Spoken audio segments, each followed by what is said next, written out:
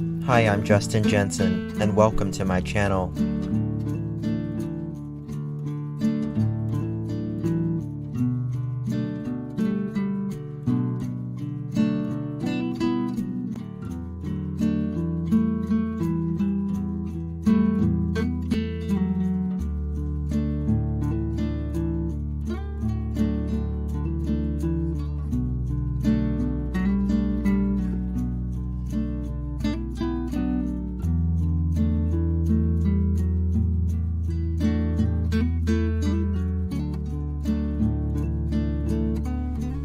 It's not the critic who counts, not the man who points out how the strong man stumbles, or where the doer of deeds could have done them better.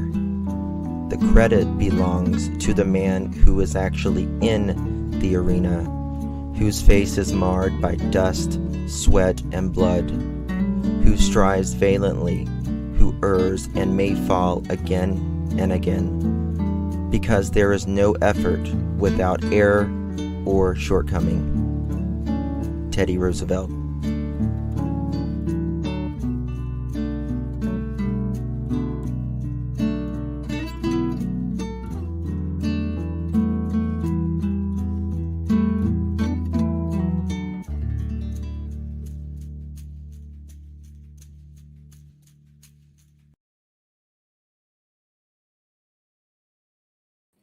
Good morning, bonjour, good to see you all.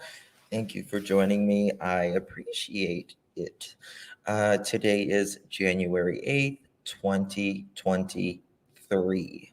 It's hard to get used to say 2023 in the beginning of the year. Good morning. It's great to see everyone. We have a lot to talk about today. Echo? There's an echo? Is there an echo? Let me know. 7:30 a.m. Wow.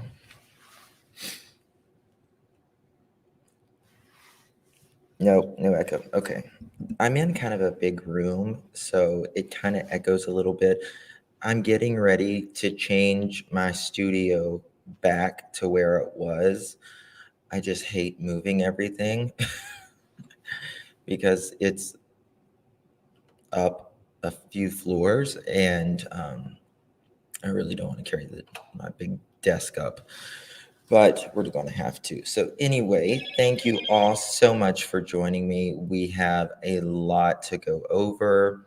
A lot has kind of broke last night about 3 a.m. There is again, more stuff that Brian could have done when he was a lot younger.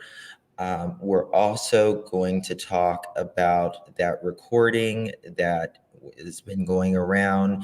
Is it, the neighbors recording from their doorbell, or is it not? Um,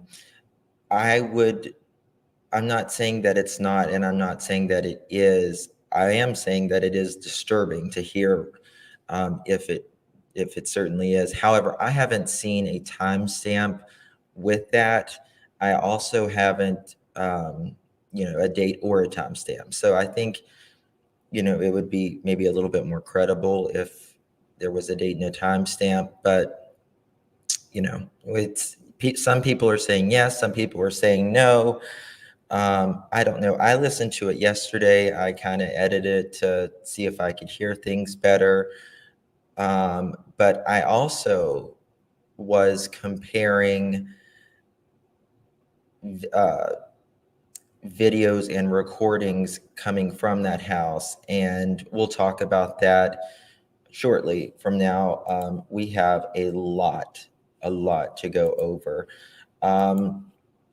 So anywhere from a rap video that Brian did when he was younger to some very, very disturbing writings that he had did. It was kind of like a blog kind of thing, and we're gonna read some of it. It's disturbing. Now, going over this, his sister, I don't know if she's a psychiatrist or a psychologist, but if there was, if these parents knew that this young man was disturbed, I don't know if and none of us don't know. Somebody, you're saying the rap is not him. I don't know. I haven't seen either way that it is or it's not. Some web sleuth allegedly found it, but this clearly does look like a photo of him when he was younger, to say the very least. And we're going to read it. Good morning. Good morning. The devil works hard, but Justin works harder. Oh, thank you, Elsie. It's yesterday. I don't know. I kind of had a bug and I felt horrible yesterday, but thank God I got some sleep and I feel much better today. So I'm going to read this.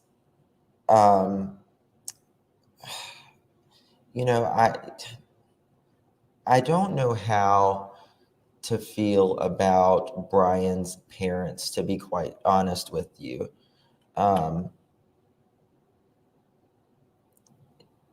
Thank you. I really don't, because a part of me knows that, they didn't murder anybody, obviously, but another part of me is like, did they get him help when he was younger, or would have help even helped him? Like, is his brain, does he have a serial killer brain? And God forbid that sister is not the crime scene videos. Oh my God. Yeah, don't get me started on that. I mean, Alabama Mama 4, exactly. That someone who said that, I don't know who it was, but they're saying that the sister was at the crime scene. No. This is the thing. You can't just walk into a crime scene. You have to get permission. And the prosecutor and the defense has to know that you're going in there, and the court. So you can't just like, oh, okay, let me just go take some pictures. Let me just, drop down in Idaho, walk through the door and take some photos. It's not really that easy. Yeah, I would say agree, dodging bullets. I do believe she was definitely with the defense. And the court has to know about that. The defense, they have every right to go in and test the same samples that the prosecutors do. But, you just can't walk in and just take pictures and mess with a crime scene, especially if you're a family member. That just doesn't work. So I'm going to read a little bit of this. It says, this is dated July 4th, Independence Day, 2011. It says, I have had this horrible depersonalization go on in my life for almost 2 years. I often find myself making simple human interactions, but it is as if I'm playing a role-playing game, such as some other game. I can see that what's going on. I am slightly into it, but I can pause the game and focus on my real life. In this case, my life is the game, and my old self can be reached by pausing the game. But how? Question mark. I often think of things the humans do, things I have done my whole life. I feel like this organic sack of meat with no self-worth. as I'm starting to view everyone as this. That's very troubling. Very troubling.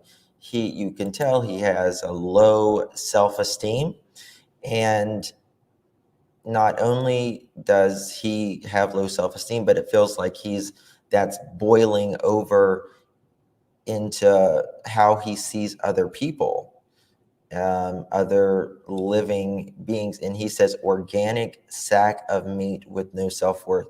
That is a vivid picture, right?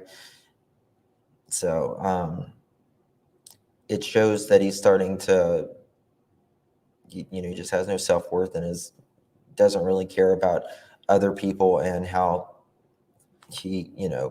people see him, or how he sees people, more importantly. As I am starting to view everyone as this. Everything I have ever done makes no sense. How did things get this way? How am I wearing this shirt, and who decided that humans shall wear shirts like this? Are we all just advanced animals with possession, or is there more? More than I can see. I can't connect. I view everything as I would if I was playing Oblivion. I guess that's a game. Pointless and full of nothing, out of reality. I am moving out of my house. My last holidays were already lived, but where was I? As my family group hugs and celebrates, I'm stuck in this void of nothing, feeling completely no emotion, feeling nothing. I feel dirty, like this is dirt inside of my head, my mind. I always feel dizzy and confused. I feel no self-worth. I am intelligent, but I feel the opposite. I say things I don't mean. The last holiday in my house, the house I grew up in, the house I once contributed to, the house I felt at home, is past. As I hug my family, I look into their faces, I see nothing. It is like I am looking at a video game, but less. To me, this feels, yes, he is definitely disassociating himself, whether this is Brian or someone else. It's disturbing either way, but in I feel like this one actually has a good chance of being Brian. The picture there, it looks a lot like him compared to his younger pictures. Although you can see a lot of, you can't see all of his face, but it looks pretty very similar in my opinion. And he says that he sees nothing in his loved ones, which is something that most of us could never say, right? I mean, your loved ones, they are that's the most important thing in life, is the relationships, our family, our friends, the relationships that we have and that we hold dear. And this person says, I see nothing in them. He says his brain feels like it's full of dirt. He's always dizzy and confused, and he has no self-worth. He says he knows he's intelligent, but he feels the complete opposite. Addiction. It makes you wonder if he was using at this point, or if he wasn't using, and because he felt so bad, so confused with his feelings, that he self-medicated, which is a very common thing. People, suffering from addiction, they many times are suffering with something that's underlying, an underlying mental condition or some type of depression, anxiety, OCD type behaviors, and it's left untreated and they self-medicate. They find a drug that makes them feel that either, suppresses their emotions, their desires, or they find something that makes them feel good for a temporary amount of time.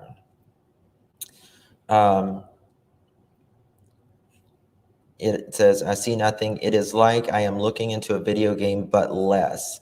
I feel less than mentally damaged. It is like I have severe damage. I am stuck in the depths of my mind where I have to constantly battle my demons. Am I here or am I fake? I feel myself slipping away. I hear screams faintly, but I constantly battle away from it. What if I let go? Where would I be? Would I ever come back to reality? I try to remember where I originated, but I can't. I barely remember my childhood. I often fear being 80 years old alone and having faint memories of my parents, everything I missed out on. I think about my father, what a good man he is, how I treated him like dirt because I have this condition, and I can't take it. I might spiral out of control and lose my mind in the void. I can't let it all go. All of these regrets I predict for my future self, all of these thoughts of remorse. I got this when I was in my stage of discovery. Now I look in the mirror and I see this sticky or this sickly, tired, useless, and stupid man in the mirror. He is complete disgrace. He doesn't even deserve to live. I remember when I was 15, I would wander alone at 2 a.m. Everything was so generic. Nowhere felt like home. I saw things that were not there, a different reality. I feel eerie and alone. I died during those nights. I mean, this is a person that is really has a lot of despair, a lot of um, unanswered emotions, feelings, hearing things, seeing things. Um,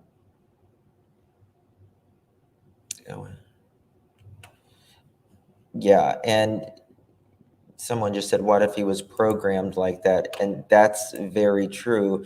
Um, we a lot of times we think of the, if you're, if you have, if you're, an amputee, if you have a disease, heart disease, any type of disease. But, this is the thing, you're sometimes you're born with either, we think of, your arm being deformed or your leg or something inside of you. And that goes for your brain too. Not everyone and everything works as it should in some uh, folks. It's just not developed. The chemicals don't, merge right or whatever.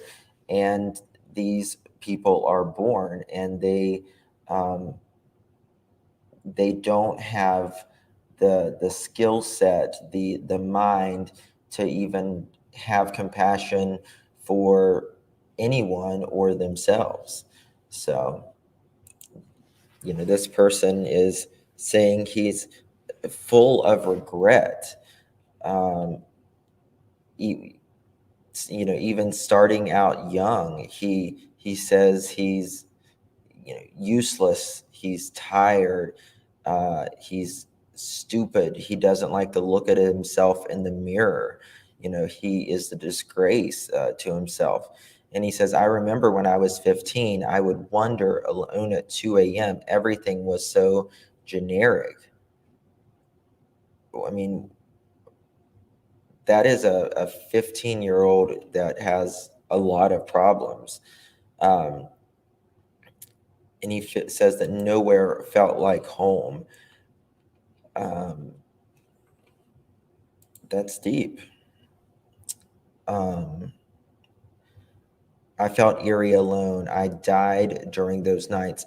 I felt like a criminal, but where was my record? Just 1 second, caller. I'll take calls in just 1 second. I'm sorry. Let me just finish reading this. But where I felt like a criminal, but where was my record? I can't talk without flinching now. I used to be this healthy, blonde-haired boy with blue eyes, and in my few years, I have darker hair, darker eyes, half the body weight. Where did I leave off? I try to sleep. I try to clear my head, but the pressure won't go away. The pain and depression won't leave. Being me in this horrible disease that I was given, I think of this as I succumb to sleep, but I see a large, intensely black, yellow, white fuzz. It makes my mind fizzle, and I can barely keep in the bounds of reality. It is if the ringing of my ears and the fuzz in my vision is simply out. All of the demons is my head is mocking me. I fall asleep, but I wake up quickly to bloody screams. Is any of this here? Am I brain damaged? No, question mark, explanation point. Then why am I like this? I have these thoughts all in my head. I search for someone to relate to me. Everyone looks down upon me.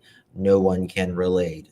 As I try to read, suddenly my eyes look right through the words.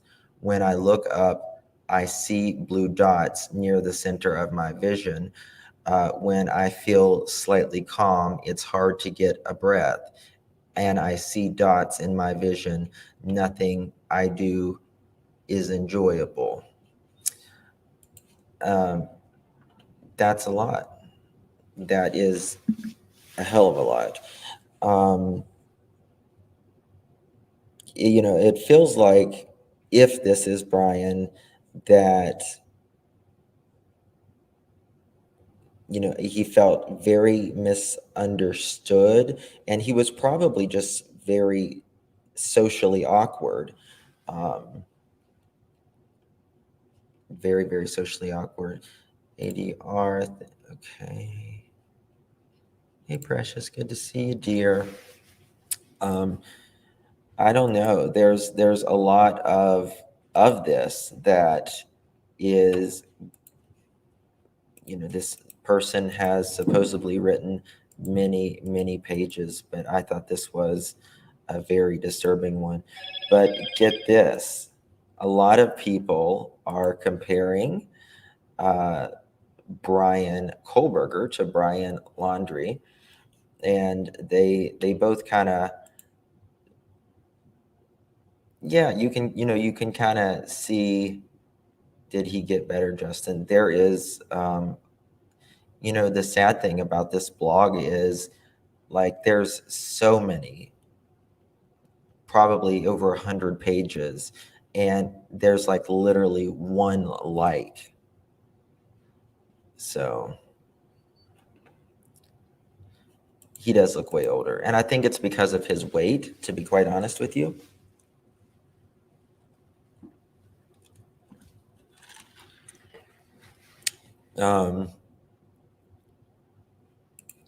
I would say no, he didn't look what he is accused of. Where was this? Yes, Idaho does not support the insanity plea. What they do is they say that you are incompetent for trial, meaning when you become sane again, when your doctors say that you are fit to assist with your trial, that is when the charges continue.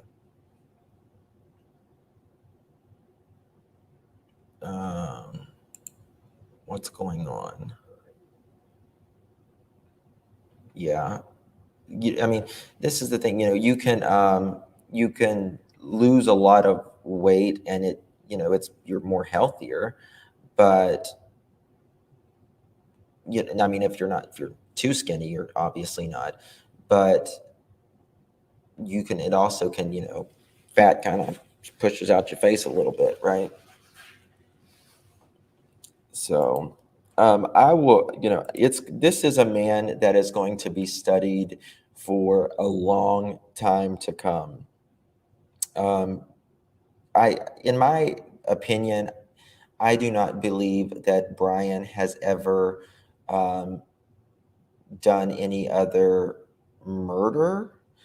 Uh, I just don't think that he has. I think this is something, this urge, this compulsion he has tried to keep in check. This is a part of him that he doesn't understand about himself. And he just was not good at what he thought he was good at, to be quite frankly with you. He just wasn't. And yeah, where'd the damn article go? Okay, there it is, maybe. Yeah, I just don't think that he would ever get away with it. What? Hold on.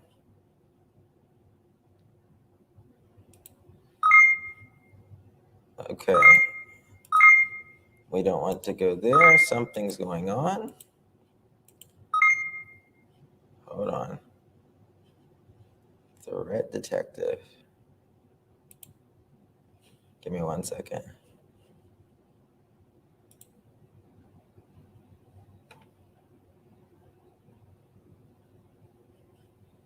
Oh, it was not. Okay, that was a freaking ad. God, they make it look like your thing is infected now. Because that's who I have. I have McAfee, and it was a freaking ad. He kept saying disease. What disease? I think that he felt like he has a disease of, the mind, is what I was thinking. So, I wanted to talk to you guys about. It's kind of tying in with that recording. Um, I'm going to pull up a video, and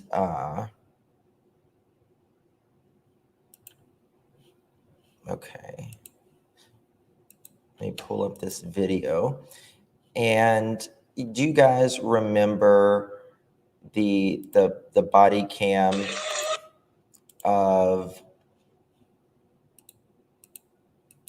when they went there for the loud noise, the noise complaint, right? And this is at the Suspect Way. I guess you can find them on Face or YouTube rather. This is the Happy New Year Diva. It sounds like this man was mentally sick for a long time and never was diagnosed, treated. Your thoughts? Yeah, I mean, you know, it's so hard to know what,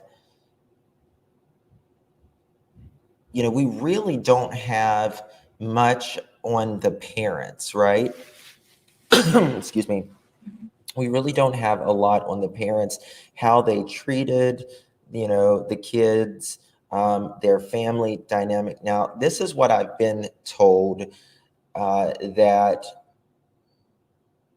Brian's father, he comes from a very large family, and they all are from, I think it was Brooklyn, somewhere in New York, in New York. And when Brian's, I guess, grandparents died, and all of Brian's aunts and uncles, Brian's dad's family, they all moved pretty much and went to Vegas area, Las Vegas area. And the only one that kind of stayed on the East Coast was Brian's father. And allegedly, the family had kind of gotten in, there was kind of a rowdy family. They got in a little bit of trouble here and there, but nothing like major crimes or anything. And Brian's father, there's a lot of siblings. He has a lot of siblings. And out of all of the siblings, I'm told that Brian's father was allegedly the black sheep out of his siblings. And, I mean, and this could, is this something that he passed on genetically, or is this something that he passed on, nature versus nurture kind of thing? So, it's really hard to know. The witness testimony as of right now is the strongest help. I missed the beginning. Oh, it's Megan. We haven't been here that long. It's not a big deal, my dear. So I want you guys to listen to this video. Now, the reason I want you to listen, because I was thinking, I was like, could that door camera pick up the sound from the house next door? And most of the Ring type doorbells say that they can pick up something from about 25 to 30 feet. They can pick up conversations, as they say, conversations from 25 to 30 feet away. Now, this is a different type of camera. It is a body camera. But as the police are outside of this home, you can hear people inside. Now, it's a party going on, but nonetheless, you can still hear people talking. You can hear people talking from far away when he's just walking up to the house. So I thought, it is a possibility, in my opinion, that a camera from next door could pick up the sound, especially, if there's no, no other loud distractions or anything in the area. So hold on, let's play this. And 1 second.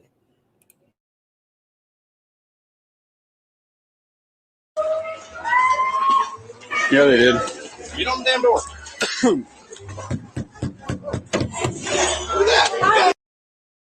Or who lives here? I can go get them real quick. Okay, thank you. These? This is what the other group had that ran away. Oh, really? They just ditched it? Awesome. Yeah, those ones kept walking in the car, and the other one grabbed the back corner.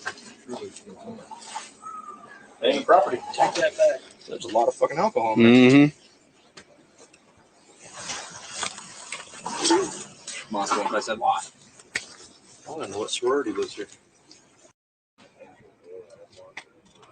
That's all right.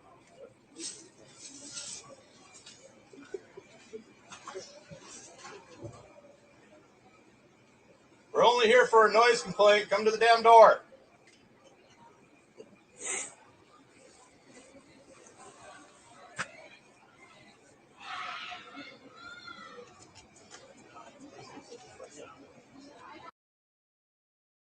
So can you hear the kids inside?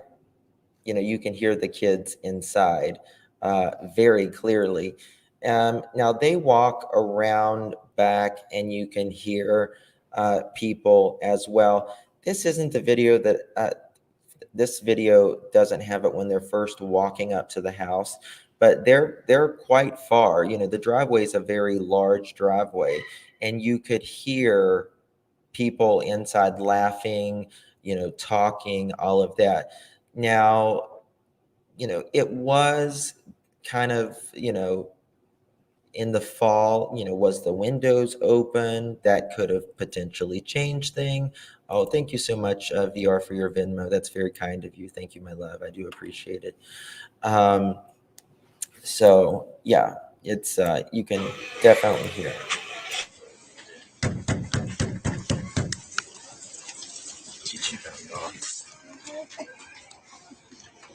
Start the search. I just ring the doorbell.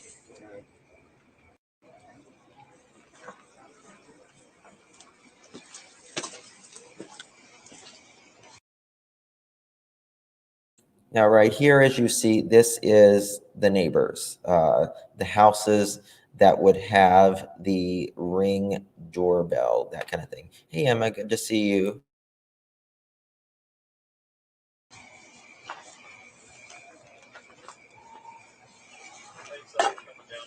Okay.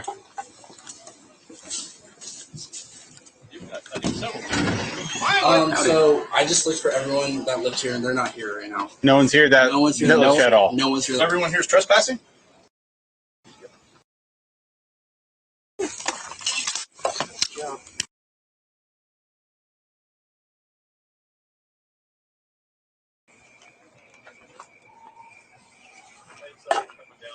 Okay.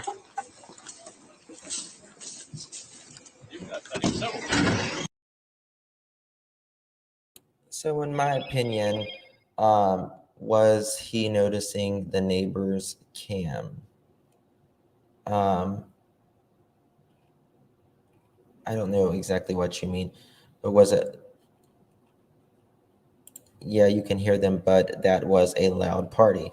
Yeah, it was a loud party, but you can also, you can hear them inside talking from the end of the driveway.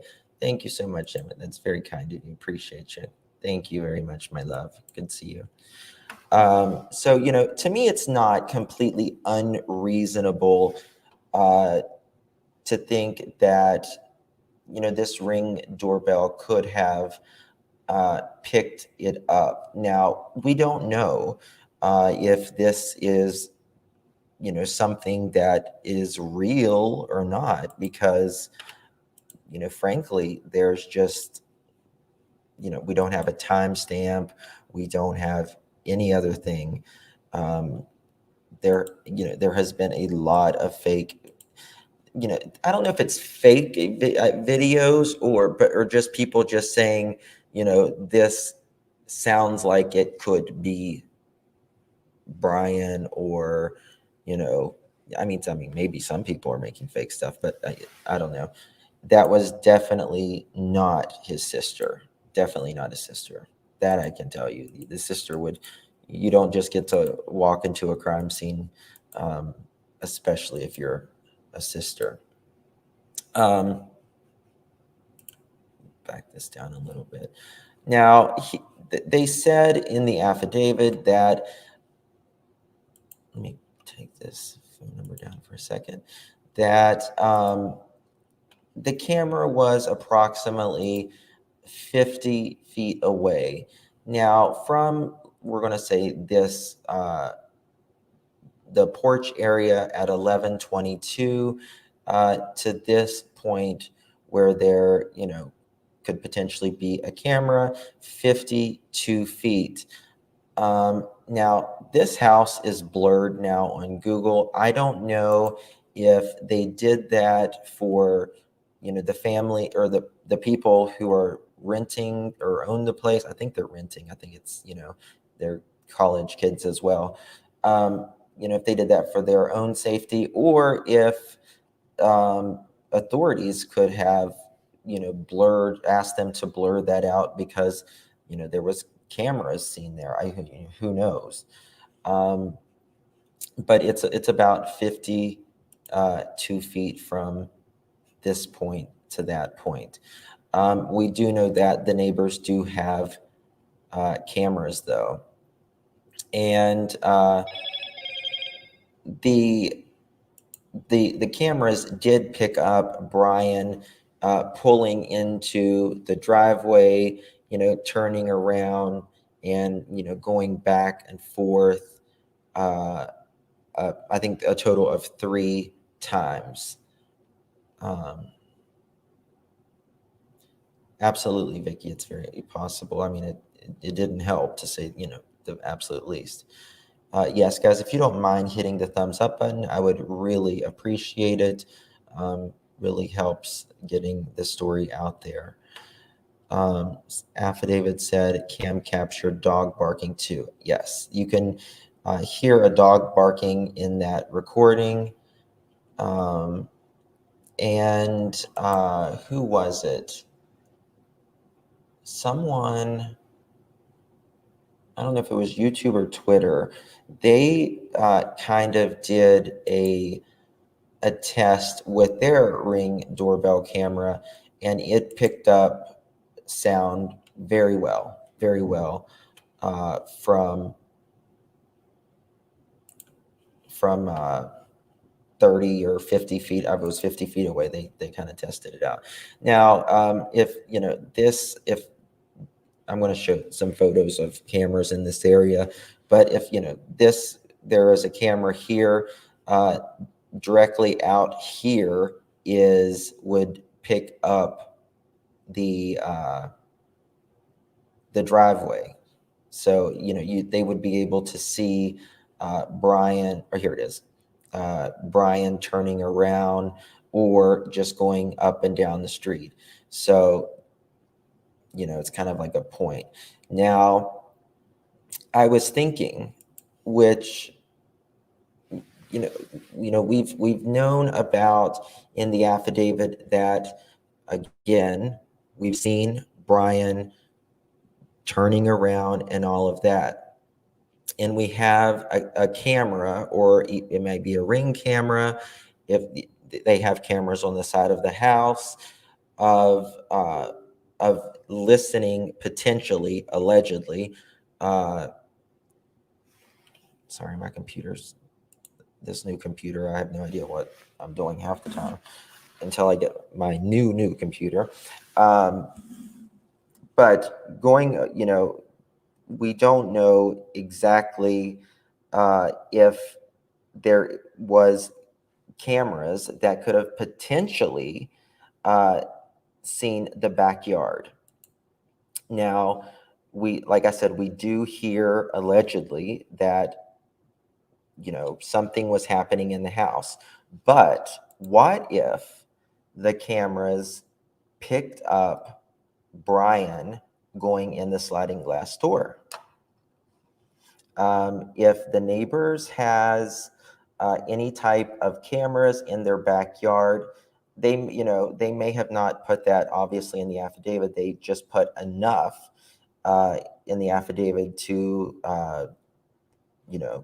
you need 51% to tell the judge, to convince a judge that there's probable cause. You need 51%. And clearly they convinced the judge, but it just makes me, it makes me wonder if any of these cameras not only picked up the audio of potentially the murders taking place.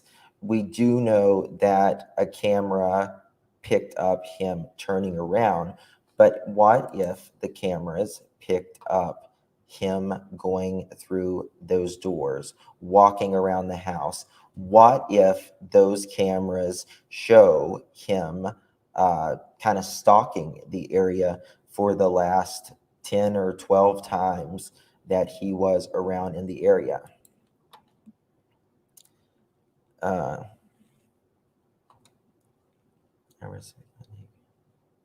got 2 light socket cameras for people for Christmas. Yeah, those are very handy. They're very inexpensive too. You can get them for like $25 on Amazon. You plug them into like a light source, like you would plug in like a light bulb, yeah, I don't know if they have like a cloud where they record or if it's just just a stream, but I recommend. I don't believe people are born evil. Evil is a. Are people born evil? I don't think that, it's, again, it goes back to that. Is it nature versus nurture? Is it nature versus nurture, or is it a combination of both? I think it's kind of like a recipe for, baking something or whatever. It's uh, can be, just the way our brain, is sick, and it can also be how our experiences that life has dealt us, especially the first 5 years of life, is very, very important. Pretty sure his sister would know how to spell her own last name. First comment, it was spelled wrong. Then next comment, spelled correctly. Is someone saying that the sister is pretending to be in here? Just go ahead and block them, mods. We don't have time for that foolishness.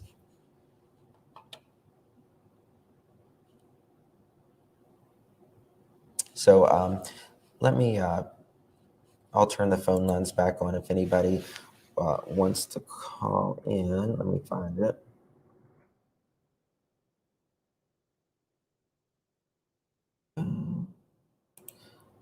Um,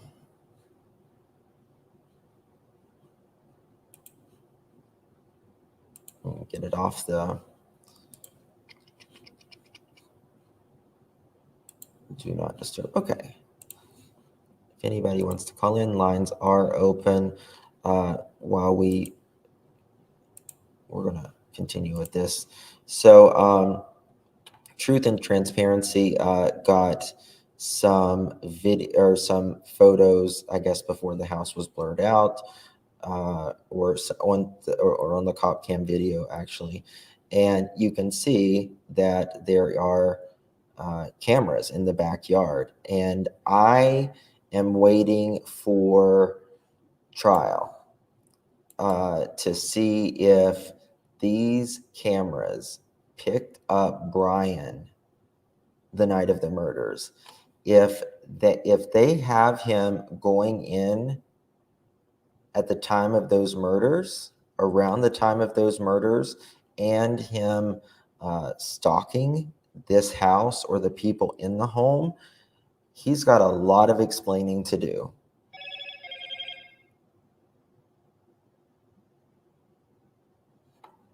He's got a lot of explaining to do. He definitely inherited some, but it's environment as well. Yeah. His mom has wrote, several different things. There was one about a hearse or something like that, of how people cry over hearses, or so, I don't know, someone in the hearse or something like that. Definitely not a Ring camera.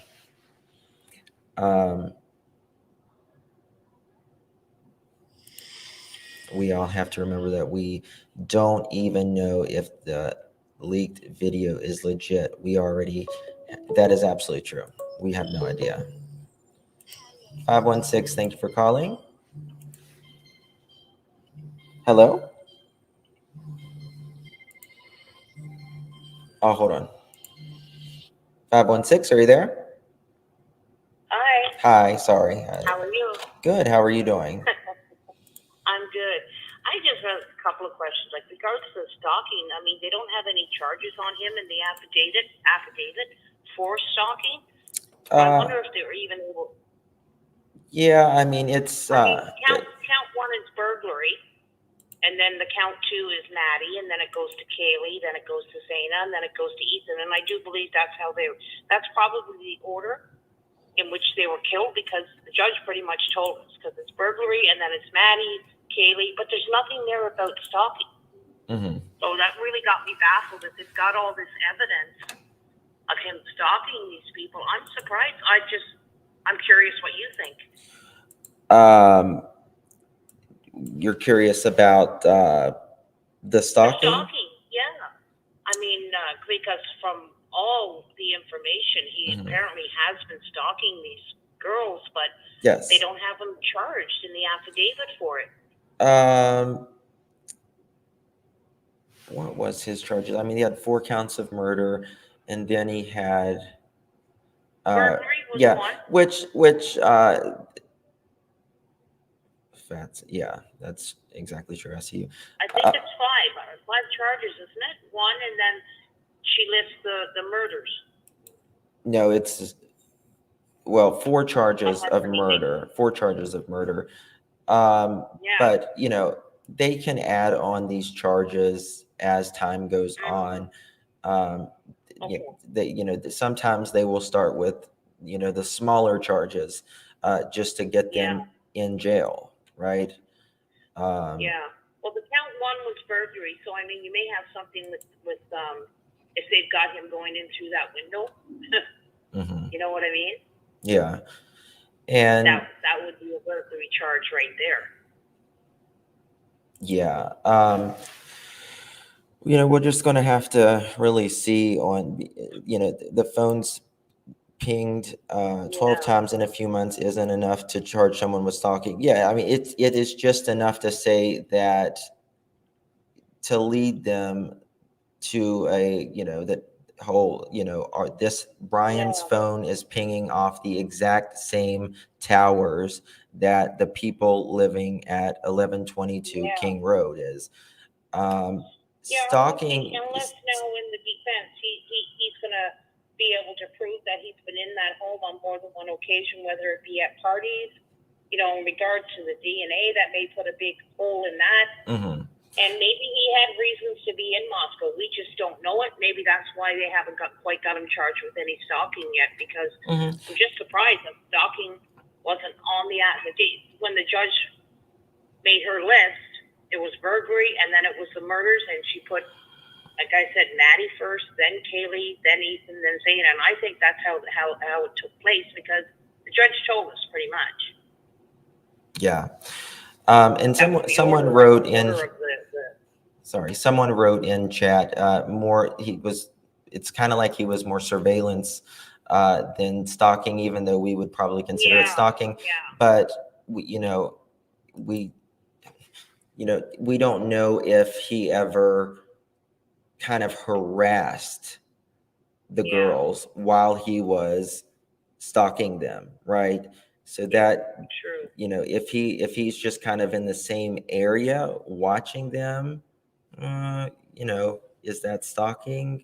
It's weird. I think the defense, I bet you he's gonna claim that, or he's gonna have proof, and he's gonna be able to prove that he's been in that home, and maybe on more than one occasion. And then that's gonna really hurt the DNA. You know what I mean? If he's able to prove that yes, he's been in that home and he was there, he was partying, etc. But I think that's up his sleeve. I think he got into that home somehow, some way, whether to being their friends, going with somebody else, being at a party or two.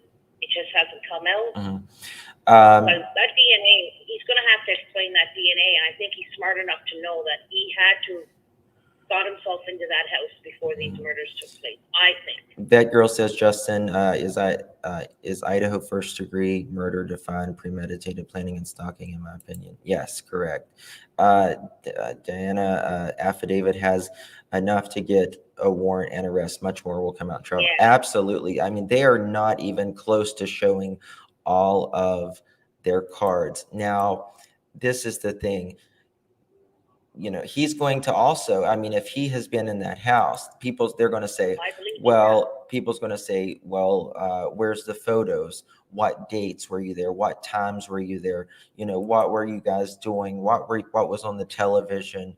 They're going to ask a bunch of different things. Honestly, I believe personally, the guy is not that stupid. I think he's been in that home, whether he's brought in with a friend, for whatever reason. I think he's going to be able to prove it. Mm-hmm. Well, he could have been in that home when nobody else was there.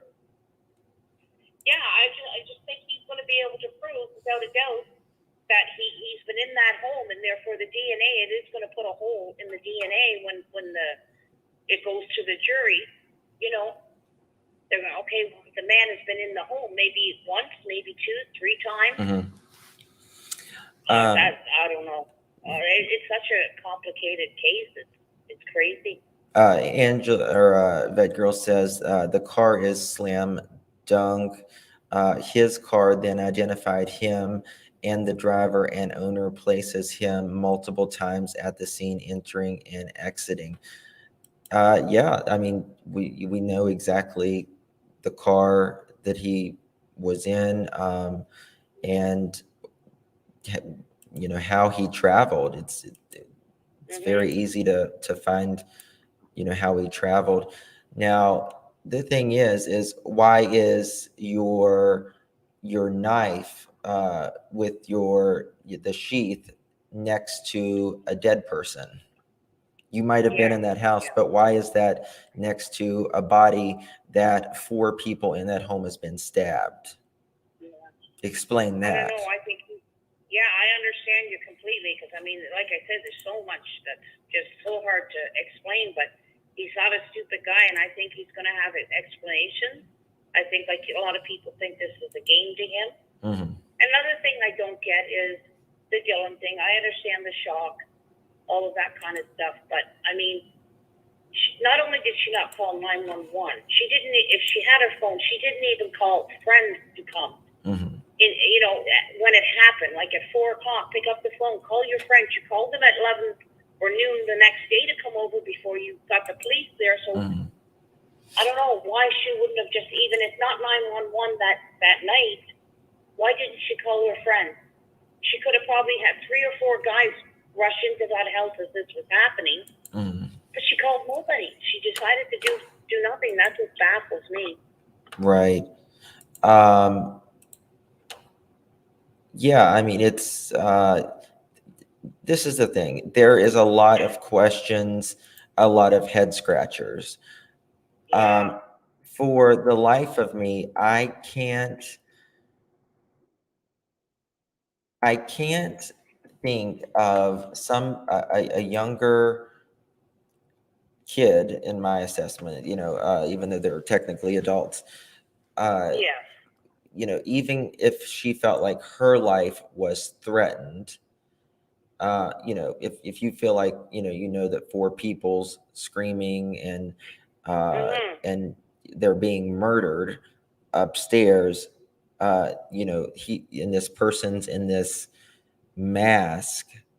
If you felt like your life was in danger, just to self-preserve your own self, you would call 911, right? Yes, exactly. So, and I mean, 2 people have defensive wounds. There had to be struggles. There just had to be. I mean, they were fighting for their lives. Yes. There had to be more commotion there than what we're being told. And like you said, we're not being told everything. But like I said, she called the neighbors the next morning, or her friends the next morning, before 911. Why didn't she even call them at 4 in the morning? Say, hey, come over here. I think somebody's in the house. Something's happening. No, she didn't even call friends. She, you know, maybe if everyone's saying, oh, she didn't call the cops because she had drugs. She was afraid. Okay, well, call your friends. Why would you sit there like a sitting duck, knowing, you know, something's going on? Something is. You were supposedly frozen in fear that you wouldn't even reach out to your friends. Hey, get over here. Right. Something. I don't know. Very suspicious. It is very suspicious. Okay. Yeah. So, you know, it just makes you wonder, you know, I just, like, I'm thinking, like, did she not think, was the house always so loud, and were they always like dramas, you know, with their girls or young women, and, you know, was something, you know, she didn't feel like it was that big of a deal going on, or I don't understand it. But for me, because I don't understand everything, I'm not willing to throw her under the bus yet, because I would feel like a horrible person throwing her under the bus when there's an explanation once all the story comes together, and then I can't take back the words that I said. Now, if it comes out that this is just cut and dry how it was, I think I would be a little more critical, but I don't know what she, maybe she was just petrified. I don't know if any of you have you ever been like upset and you don't want to leave your room or something, and it's nighttime, and you're crying and you're laying in bed, and the next thing you know, you wake up the next morning because you fell asleep. You know what I'm talking about? Yeah, but I mean, not the thing is, first, like you, when you really think about it, two people have defensive wounds. They did fight back. There had to be some commotion in that home. There had to be. Well, I can tell you they didn't fight back very long. I can tell you that. Well, no, obviously, yeah. Yeah. I don't know, but I just think, reach out to somebody. I don't know. Mm-hmm. And like I said, if she didn't think it was that big of a deal, it was a party house, she's used to that. Well, then why in the affidavit did she state that she was frozen in fear? Like, if you're that scared, mm-hmm. She would have been just better off to saying, yeah, I heard commotion. I just went on to sleep. It happens in this house.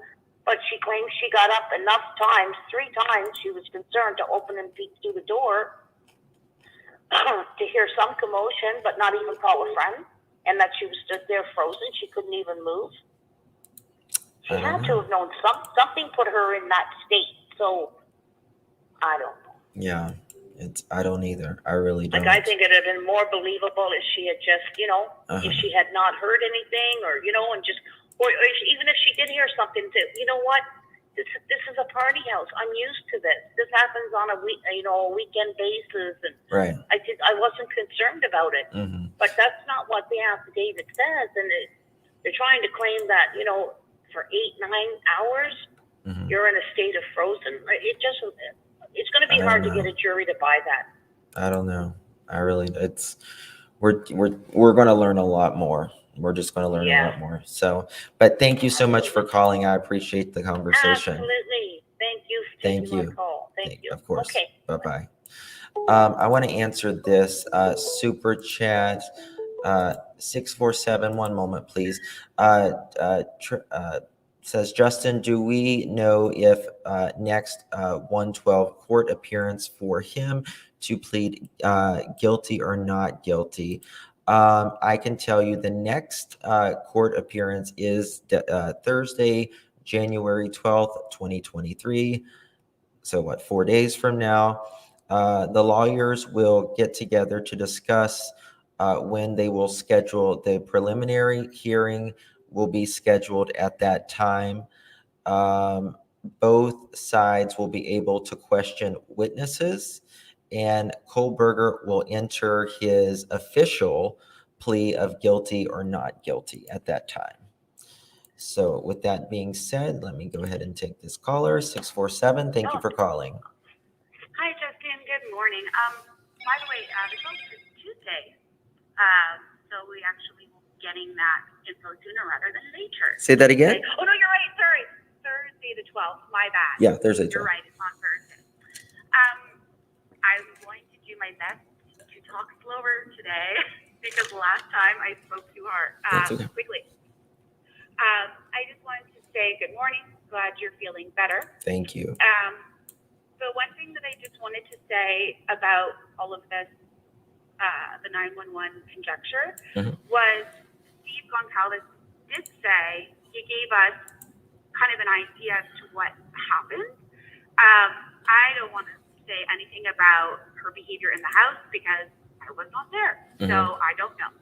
However, what Steve Goncalves has basically come out and said was that they came outside, whether that means outside of the house or outside of the room, and they were absolutely, you can inconsolable, losing. I mean, obviously, like, I don't know how I would be in that situation. Sure. And one roommate was hyperventilating, and this isn't conjecture. Steve Goncalves has said this, and the other one passed out. They tried calling 911, and they were so upset that it was unintelligible. They couldn't say what was happening. And then apparently somebody saw them outside, picked up the phone, and basically said, I have no idea what's going on, but we have an unconscious person here. And that's why the call was about an unconscious person. So I don't think it was they were out, somebody found them outside. I think that is a rumor. is it a rumor?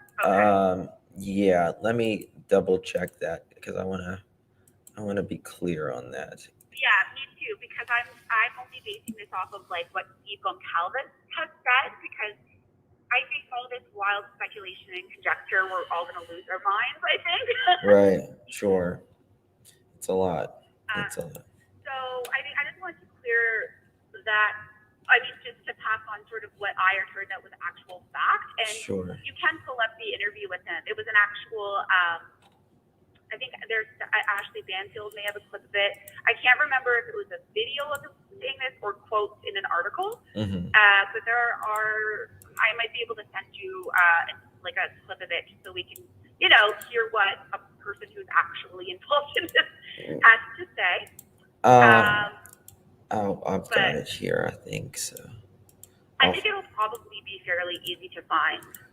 Yeah, it's I'm just looking on and also his statement about the family of the killer was, I mean, like I said, it was full of compassion. Like, I mean, he is really, I was taken aback by his ability to be so like kind and empathetic in the face of all of this tragedy. Like, it was really impressive. And he's basically telling people to like leave them alone, you know? And my God, like what character that man must have, right? To say, leave these people alone. It's not their fault.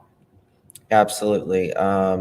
He has showed a lot, the families have showed a lot of compassion. I actually have a clip of that I was planning on showing. Of course, you're always prepared. You always have the good stuff ready to go. Let's, we'll pull it up here. He says, I have no ill will toward you, father of University of Idaho. Murder victim addresses Brian Kohlberger's parents. And hey guys, we are giving out a ton of these DeWalt samples today. Just fill out our quick 2-minute. Okay. Hold on. I have to do everything in my power Yes. to protect them and take care of them. And part of that sometimes is being uncomfortable. And being in that club, you know, being on this microphone right now, talking to you is uncomfortable. Being in that courtroom is uncomfortable. But for me, I have to do it because if we're not there, it makes it easier for this to. Something's wrong with And I don't want to make it as hard as possible. It's nice to like hold her up a little bit, and now she's starting to you know, show her teeth a little bit. She's starting to. Okay, I'm having some technical difficulties. Hold on, I'm going to. No worries. I'm going to hop off. Okay. I just wanted to say happy Sunday. Big hugs to you. Thank you.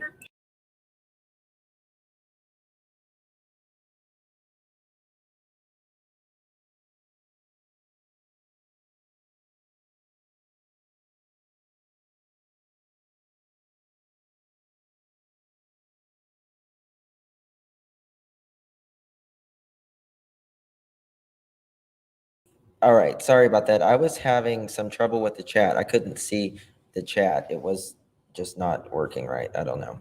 Okay, so let me pull this up because I think it's important that we listen to just the grace that the family, Get the strength to be able to fight back and it's a process. I mean, when I'm down, she pulls me up. When she's down, I pull her up. And I'm a lucky man to have a good, strong wife like I do. Yeah, he had 2 different behaviors. Back home, he turned around and he looked at that, the crowd. He looked at his parents, and understandably, they were there to support him. But he had the same opportunity again, and he didn't take it. So I think he was uncomfortable with letting me see. And I've always said that your eyes are the entry point to your soul. And I want to look into his soul and see what's there. And he didn't give that opportunity. So maybe one day. Yeah. His demeanor was disheveled, beaten, surprised, overwhelmed. He didn't have the swagger that I think he thought he was going to have being put in that type of situation. I think you see somebody who feels overwhelmed and defeated. And, he read that affidavit not too many hours before that. And he knows what he's got to put together as a defendant. He has to figure out how to get himself out of that spot. And I wouldn't want to be in his shoes. Yeah, I mean, I was surprised how much information was in the affidavit. It was very detailed. And they kind of gave the path and what the prosecution might look like. The big pieces of evidence, the cell phone, and then the tracking the car, the watching the house and its movements and things like that. But, I thought the most shocking piece of evidence was the DNA evidence on the sheet button. And so I mean, think of that, people. Think of that. This man literally, can you imagine once he left that crime scene, he forgot the sheath. He forgot this major, I mean, next to like the murder weapon, it would have, oh, I had a caller on hold. I'm sorry, caller. You can call back. Next to the murder weapon, like this was a huge piece of evidence. And right on the little button where you button up the knife, his DNA is left on it.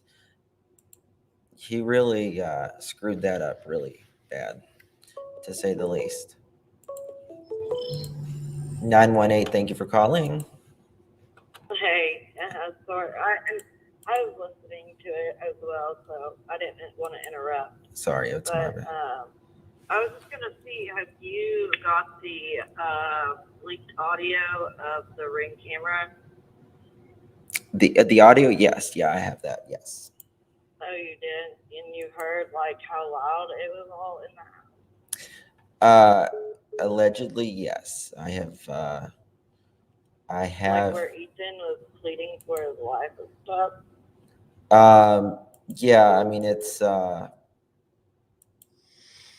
sounds, it's very disturbing to me, to be quite honest with you. I had a hard time listening to it yesterday. Very hard time. And that's the only thing I was going to bring up is, like, if it was that, how did that Ring camera catch that being that loud? And so Dylan had to be, I would think, if that's what was going on, I don't know why she didn't call 911, but I don't want to victim blame for one, but I would be in fear for my life as well. I don't know. But if all that was going on, how did she not hear all that? I don't know. I mean, trust me, like, I get it why people are asking questions. I get the questions. But I don't think we have all the answers. You know what I mean? Exactly. And I think we got probably 5% in the affidavit. Yes, absolutely. You're absolutely right. We just have enough to to convince the judge that there was probable cause, more than 51% in their assessment. And so I think it's okay to have a discussion about it, but we can also be respectful about about it until we know more. Sure. You know? Absolutely. Absolutely. And that's what I thought. I just wanted to know if you had the audio, because if not, I was going to send it your way. But... Yes, I have All right. that audio, my dear. All right. Thank you so much. All right. No problem. All right. Bye-bye. Later. Bye. I think someone was calling. Okay. 414, thank you for calling. Hi, Justin. This is Grandma Bunny. Hey, Grandma Bunny. How are you, dear? I'm okay. I just wanted to talk for a minute about the sheet and the law. Sure. If they actually connect the weapon, which they pretty much have by this last, to that sheet, and his DNA is on that sheet is considered the weapon, part of the weapon, an extension of the weapon. So in essence, they have the weapon. The other thing I was thinking about is that we have not seen a real active search looking for this weapon along the path they identified in driving for hours and whatnot. So my theory is they may have it, and they're just keeping it to the chest. I don't know. Because we haven't heard a lot about that lately. And the last thing is, I'm old. I've worked a lot with the Dahmer case. I had to pull records. I'm a health information administrator.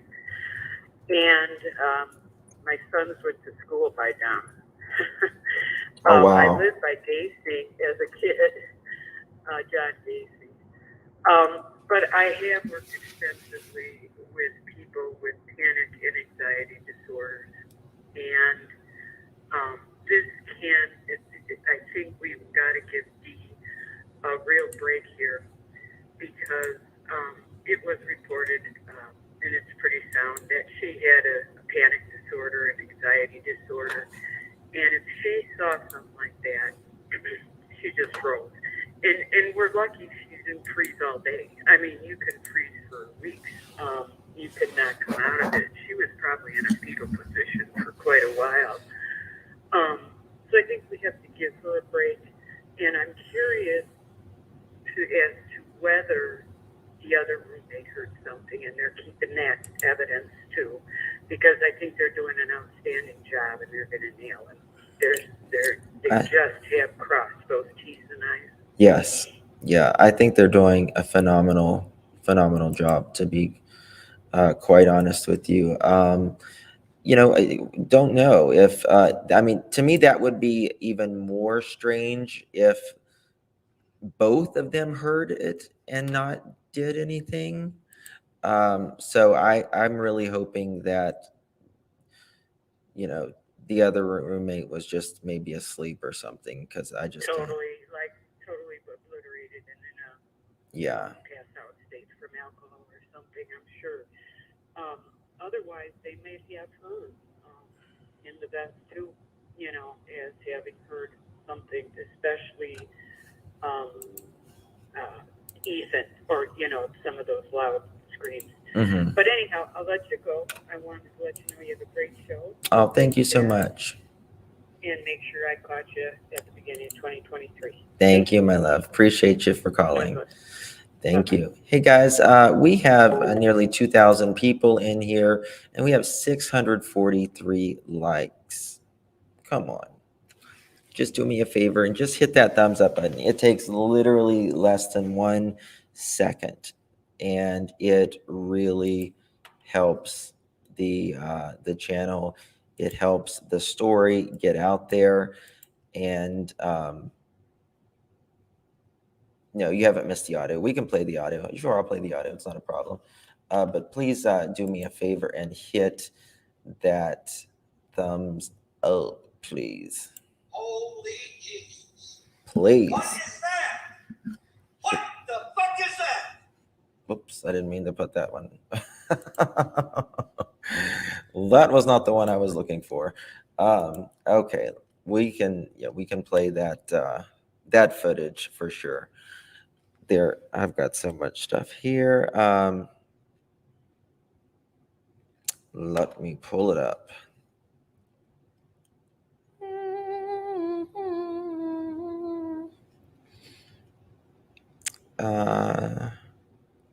What was yesterday? The 7th, right?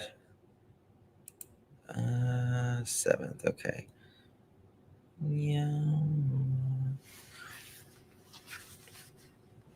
Brian. Okay, here we go. I found it. We're going to.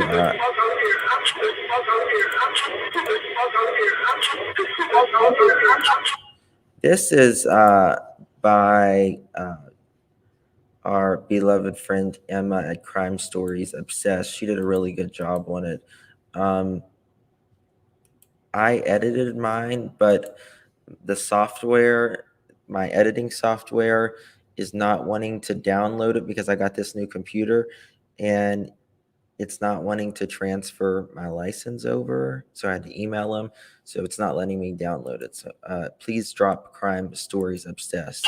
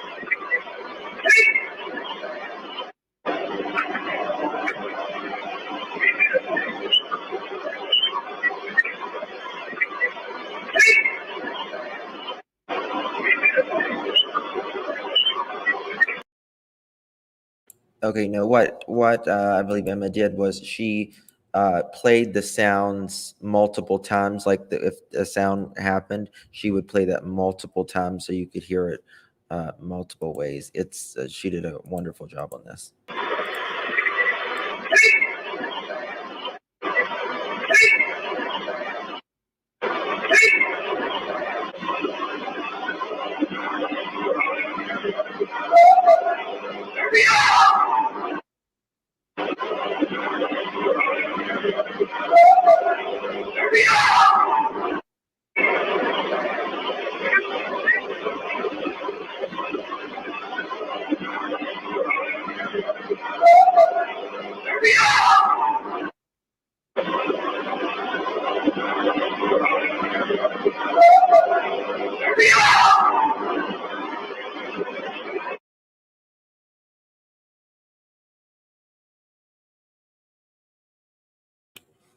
That's a lot. That's a lot. In my assessment, I hear the someone say clearly Z. They call her Z or Xana is what they say, and I definitely in the beginning. I wish I could fix mine but you can hear someone say the effect of, but I text you. Let me see if it'll let me play it from this way. Just give me a second. I'll see if it'll let me play my Audible this way. Someone became a member a minute ago. Let me do that first. Member. Thank you, Cece. Thank you, my love. I do appreciate the membership. Thank you. This.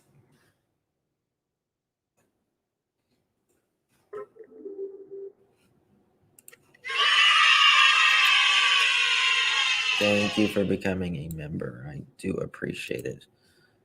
Let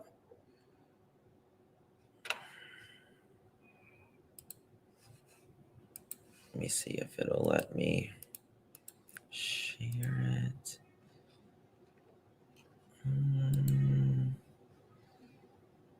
Okay.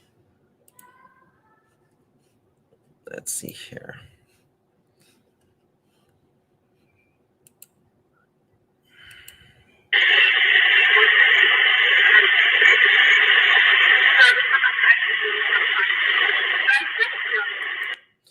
Right there, she is saying something. I can't slow it down with this because I'm on the freaking free version when I purchased it, and it's not letting me do the stuff that I really want to do to fix it. But she's talking. It's like someone is there. You know, I was kind of thinking, I was like, this is just all speculation what I'm saying right now. So I was just thinking, because she's like, but I text you, and then you can hear, yeah, I did, or something to the effect of, yeah, I did. And then I'm like, was Brian obsessed and like he gave her number? You know, he gave her his number, and he's like in the house, and he's like, why didn't you text me or something like that? And she's like trying to calm him down, just imagining things. Let's go back.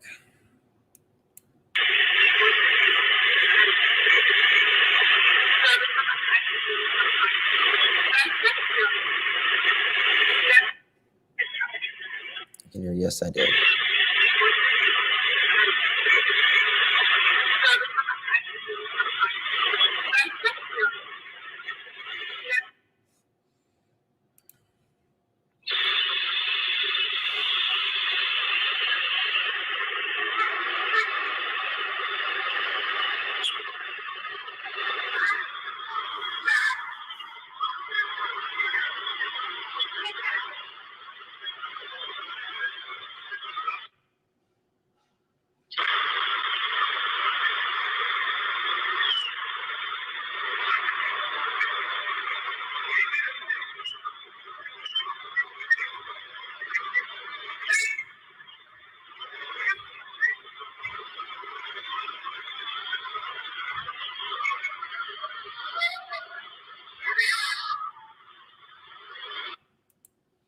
You can hear, in my opinion, there, Maddie and Let Me Up.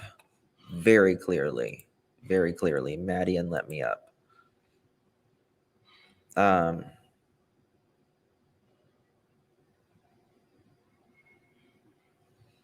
Yeah.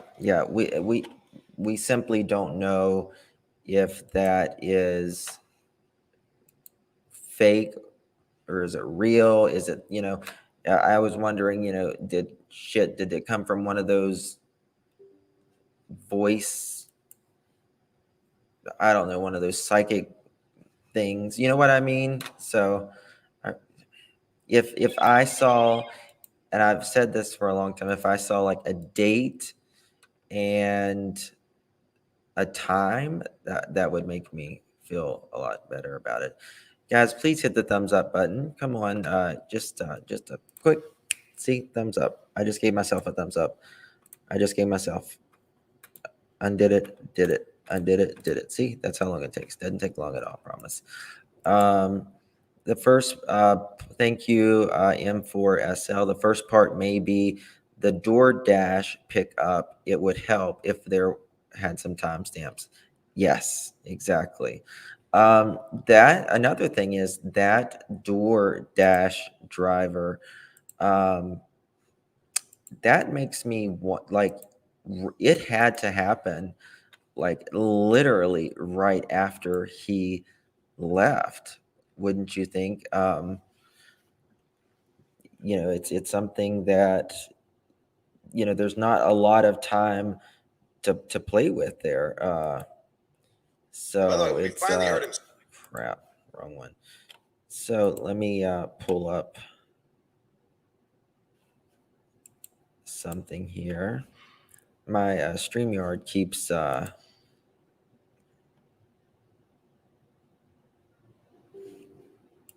screwing up. I don't know. It's like the thing is froze, but we will fix it nonetheless.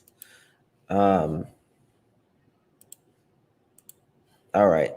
Moscow murder suspect traveled to Lewis Clark Valley in the hours after 4 Idaho students were killed.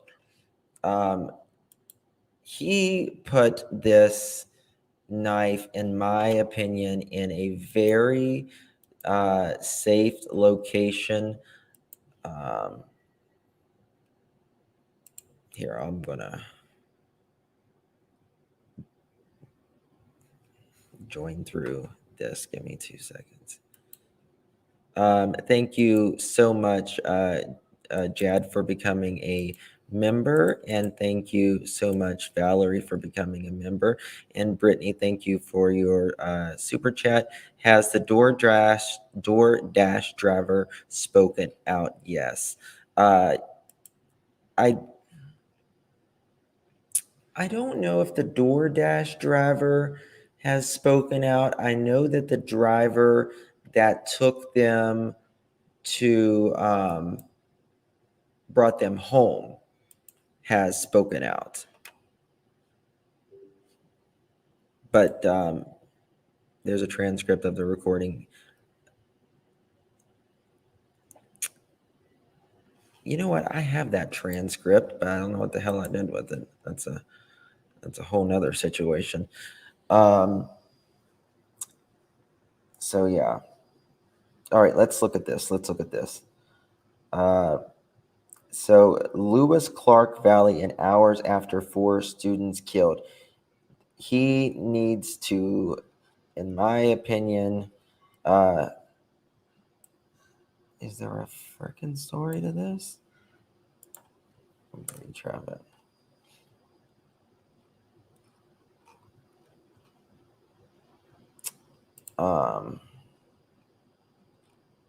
Here we go. Papa Murphy's presents How to Change the Way You Pizza.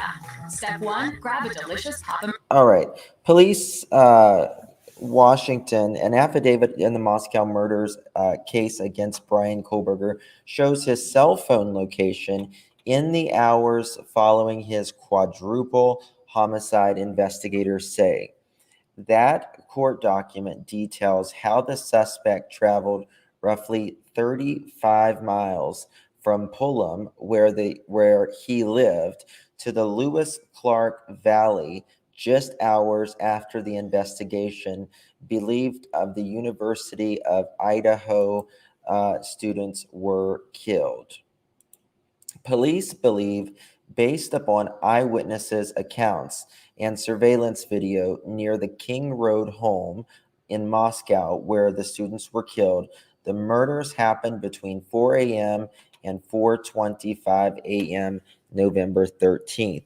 The affidavit says that the suspect traveled along Highway 195 to Clarkston, Washington. That's unnerving new information for people who live in the small riverside communities of Clarkston and Lewiston, which are separated by a line and bridges. Both communities are just minutes apart. Oh my freaking goodness. Something is wrong. Just give me 1 second, guys. It's saying I've got an infection and I don't. I just literally got this computer and it's the damn viruses things popping up here.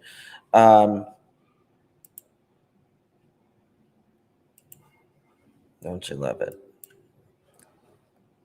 I need to. Oh my God.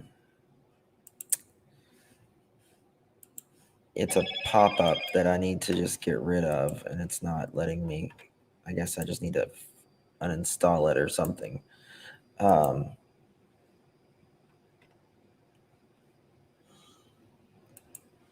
Okay, turn off the freaking notifications. Okay, there we go. I got it off, I think. I hope. I pray. Give me 2 seconds. What did I do with it?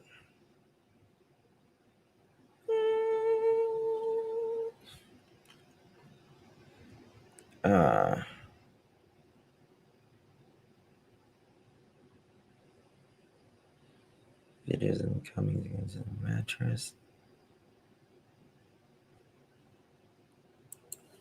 Okay.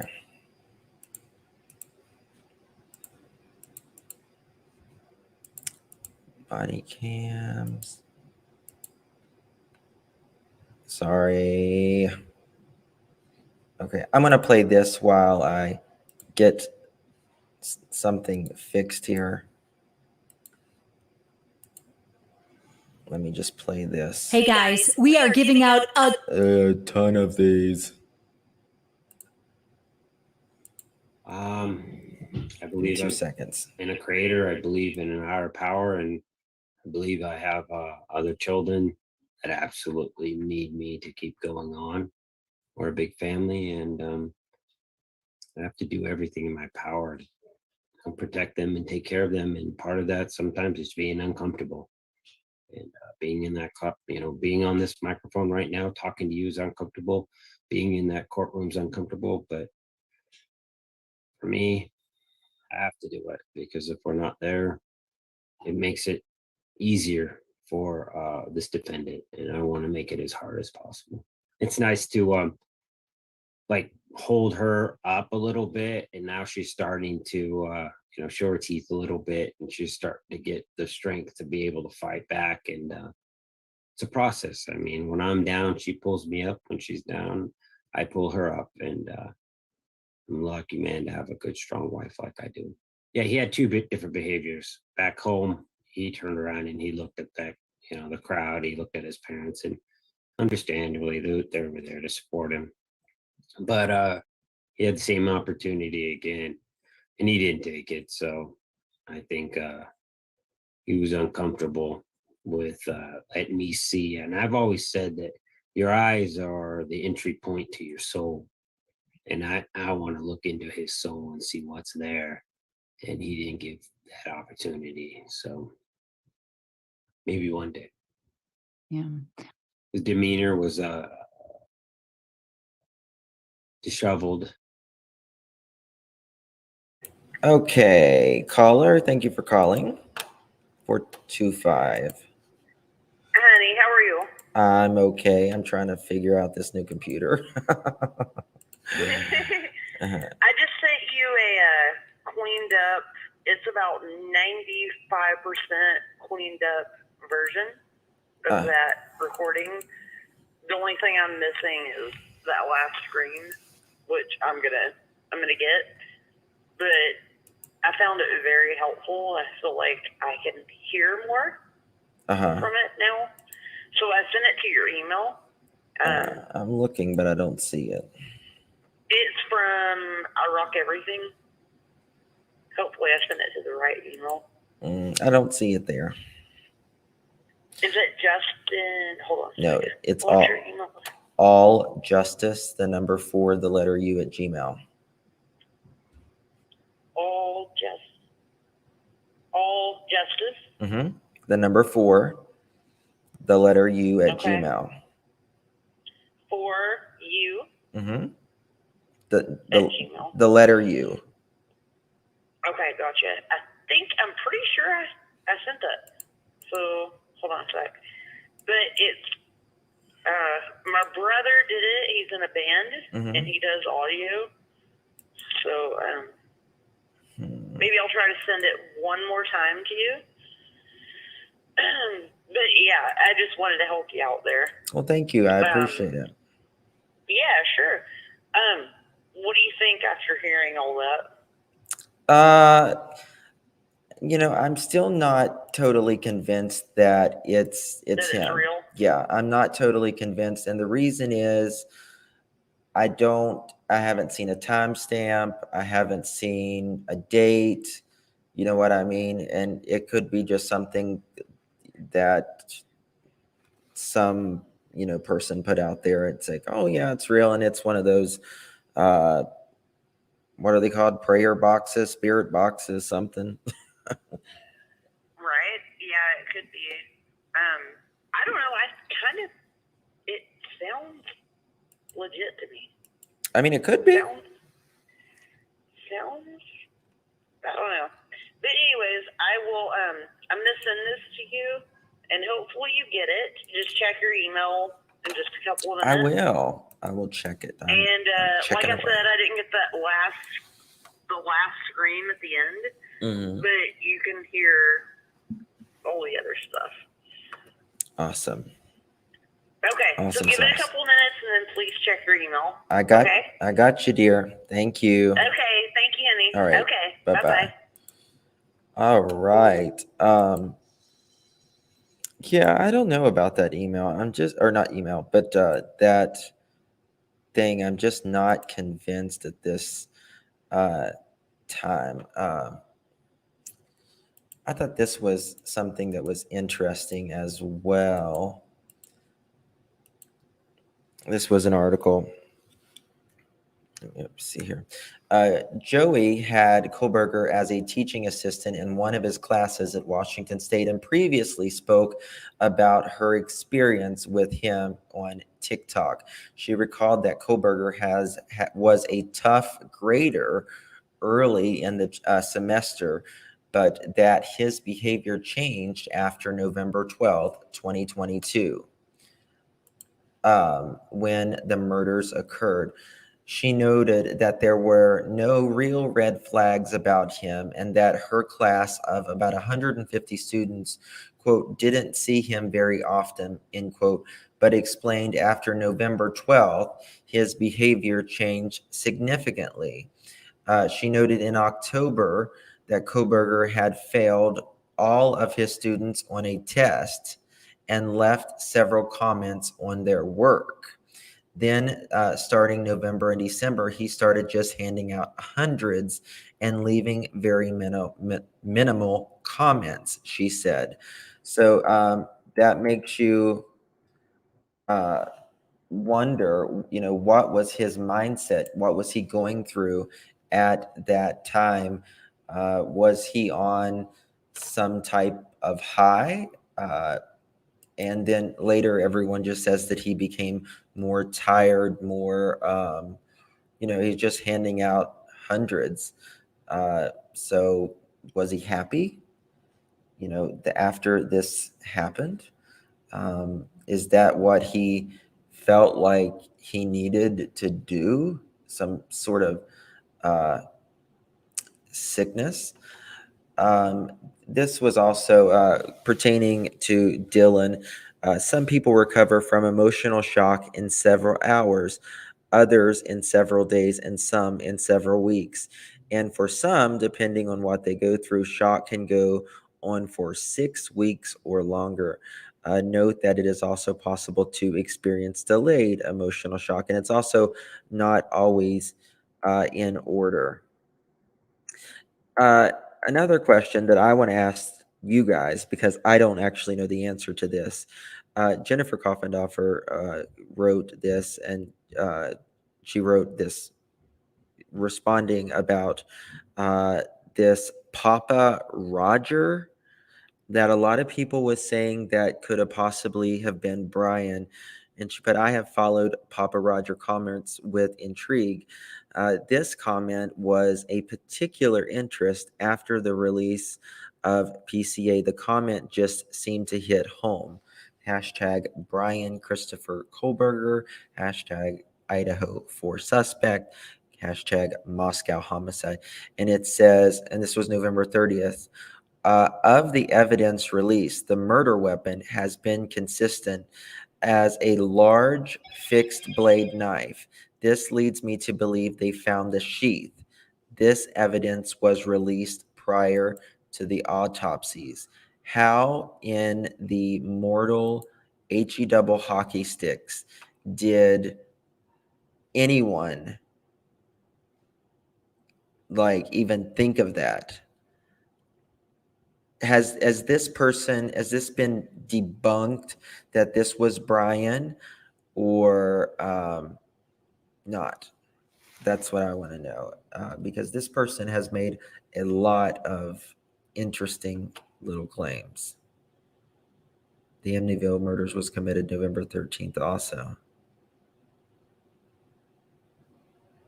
How many large fixed blade knives are there? Because Kate Barr is one. I don't know. Sleuthy debunked it. Perfect.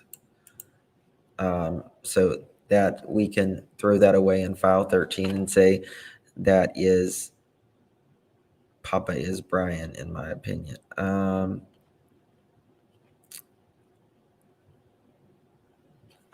Someone super chatted. I'm sorry, I'm having trouble seeing everything. Let me see if I can find it.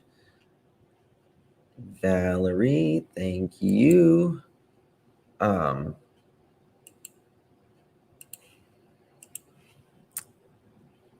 Give me 2 seconds.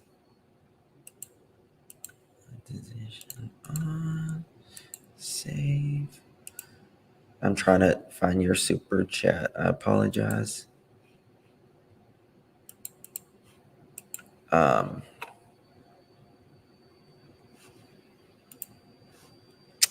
Okay, just give me. How long ago was the super chat? Because it's not letting me see it at the moment. All right. Traumatic shock is a defense mechanism that helps protect your brain and body. Traumatic shock can be accompanied by a range of physical and emotional symptoms such as numbness, confusion, dissociation, dizziness, and rapid heartbeat. It is usually short-lived but can feel a lot longer.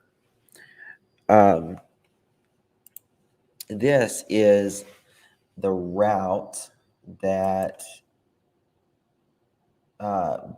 Brian most likely took, which I think, he definitely took the long way home, and it took him hours, in fact, to get home. And then the next morning, he is right back in Moscow. It's absolutely crazy. And Steve Gonclaves has taken up for the surviving girls to an extent. The father of Kaylee told Today, of the 2 surviving roommates, you've got to remember these 2 girls were so upset when they went outside after seeing this. One passed out, and the other one was so hyperventilating that the message wasn't even clear for the operator. So, it's, I don't know. Like, I understand people have a lot of questions when it comes to Jesus Christ. Not to Jesus Christ. I'm sorry. But to Christ. I'm sorry. Hold on. Got 956, 957 likes. Come on, let's get them up. Get them up. Get them up.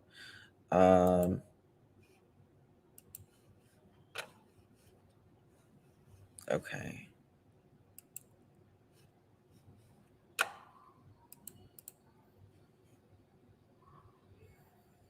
Okay. Jesus, I killed myself. Okay, I think it's still not letting me select the messages. God dang it. I'm sorry, guys. I can't select the messages in chat right now. I apologize. So this is what, like we were talking earlier, the person who some people are saying is Brian.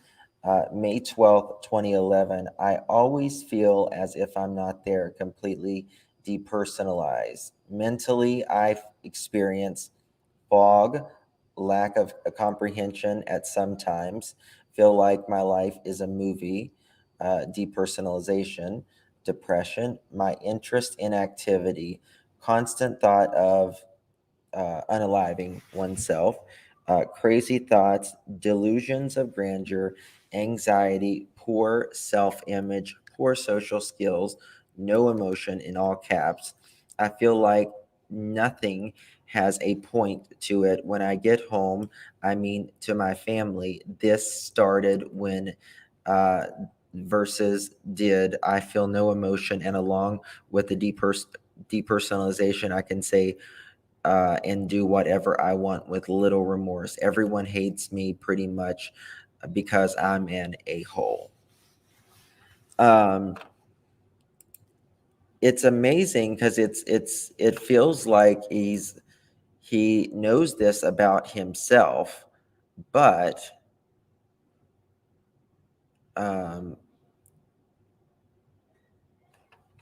sorry, I was reading a comment. There's like at least two different sides to him. He knows that he has these feelings, these delusions of grandeur, the anxiety, and he knows he has poor self-image, but he doesn't seem to get it. It's like, again, it's just like two different sides. He goes into these modes almost.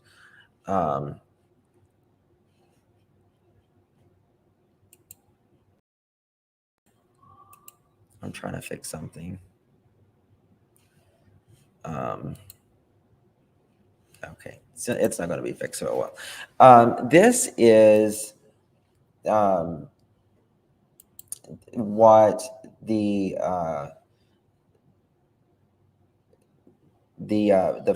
police and with Brian and his father.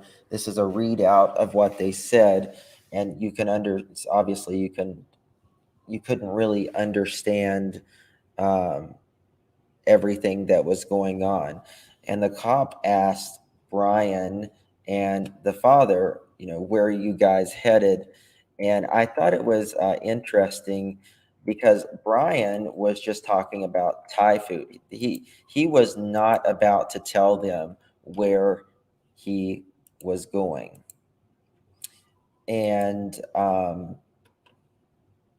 yeah, Brian is just wanting to go down the road to get some Thai food, yet he's literally tracking across the country with a car that has, everyone is looking for it, and he's talking about a murder that happened in his town. And just Brian says casually, we're going to go get some Thai food. The dad says, well, we're coming from WSU. Yeah, going to get Thai food, Brian says. You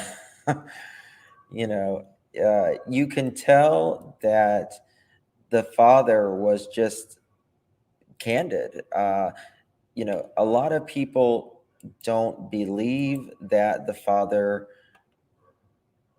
or that the father knows more. I don't know. Like, I kind of feel more like he has to know something now. Well, obviously he knows, but I'm talking about the time that he was in that car. Did he know that his son was, or could be potentially needed to be looked at? These 4 kids are murdered in their home, and Brian's mother, well, the car is in Brian's mother's name, and they're looking for this type of car, and they know their son is a weirdo, but he studies criminal justice. I don't know. It's just something to think about. In the middle of the highway in Indiana, LOL. Then later, the cop asked again, wait, so you're coming from Washington State University and you're headed where? And Brian said again, we're going to go eat some Thai food. I think that Brian, when he was first pulled over, it was, oh my God, oh shit. You know what I mean? One of those. But I think as the next time, just a few minutes later, after he literally got pulled over, just a few minutes later, I think that is when he thought everything was going down. He was going down in that exact moment. And the reason I think that is because he's like, they caught on. That is the reason they're pulling me over for a second time. So I think he probably about,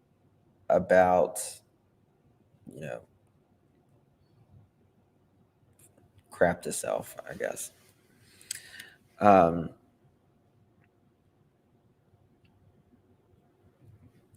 This was written by someone who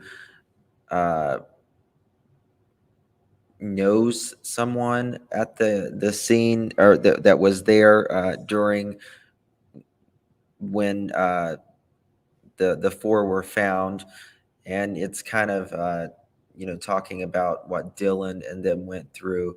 It was on her Facebook page. Girl was on the phone with ambulance and started getting sick and couldn't make sense. Then guy gets in the phone and says, we need an ambulance. My friend threw up and fainted. Dispatch asked, why? Is it something she ate? ? Male said, no, we are trying to wake our friends up. They aren't waking up. There is a lot of blood everywhere. Dispatch says, was there a crime? Male says, yes, but please, my friend fainted. We need an ambulance. Dispatch asked, does he live here? Does he live here? He said, no, they came because the girls called him. Dispatch asked how many. Dispatch says, was there a crime? Male says yes. Okay, I guess they're meaning there's a male there, but please, my friend fainted. We need an ambulance. Dispatch asked, does he live there? He said, no, they came because the girls called them. Dispatch asked, how many people are there? Male says 5 and says a few of the names. Dispatch says they are in the crime scene. Male says yes. Dispatch says to take everyone outside and wait for police outside the house. Male tells everyone that they need to go outside. The male was very calm and collected, and dispatch kept telling him he is doing great and to stay on the phone with them. I wish that they would release those 911 calls. Is there something in there that they don't want us to know, or what? No, the 911 call has not been released yet. This is one of the friends or one of the friends' friends that was there, who wrote out about this. Did they see Annie's video? She has a source that said killer was sadistic, stabbed girl 54 times and face beaten so bad every bone recognizable. Ethan knees cut, 2 hamstrings. Oh my God, no, I haven't. That's kind of sick.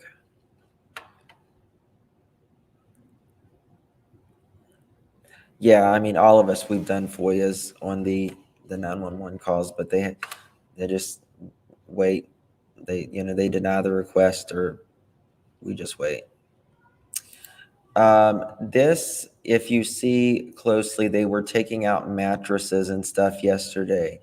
And, you know, they were covering things up.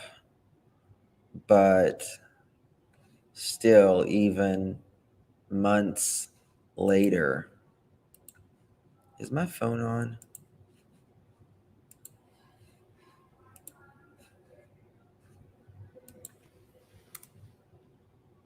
Okay, the phone line's on. You can still see what appears to be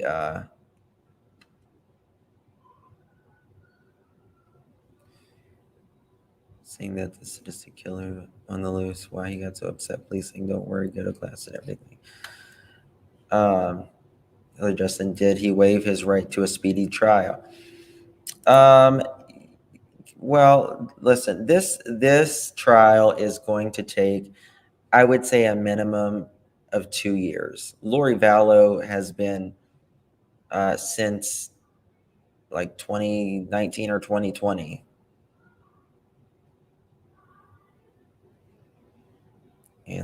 Bethany yelled, "Shut up" to Ethan. Thank you, Jessica. I'm sorry I can't highlight your thing right now, but did you listen to that small clip I sent? If so, what did you think of it? I didn't get it, I don't think. Let me just check. But, you know, were they, who knows? They could have been taking these to a lab to do some tests on, or, you know, to do some mock-up and all of that. Okay. All right, here is I'm going to play it. This is the recording that they say sounds better. I'll let you be the judge of that. Let me know if it's too loud.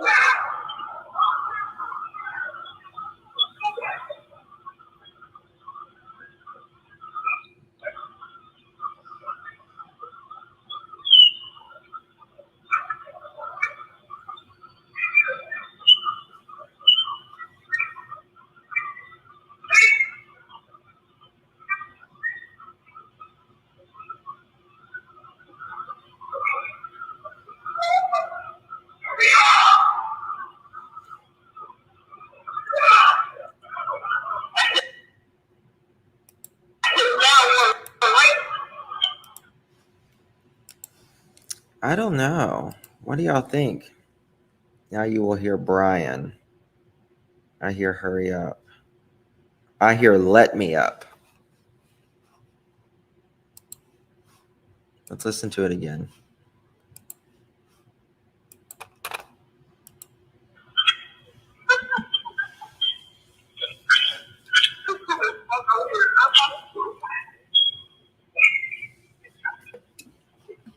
Let me slow it down. Hold on. Sometimes you can understand things a lot better if you slow it down.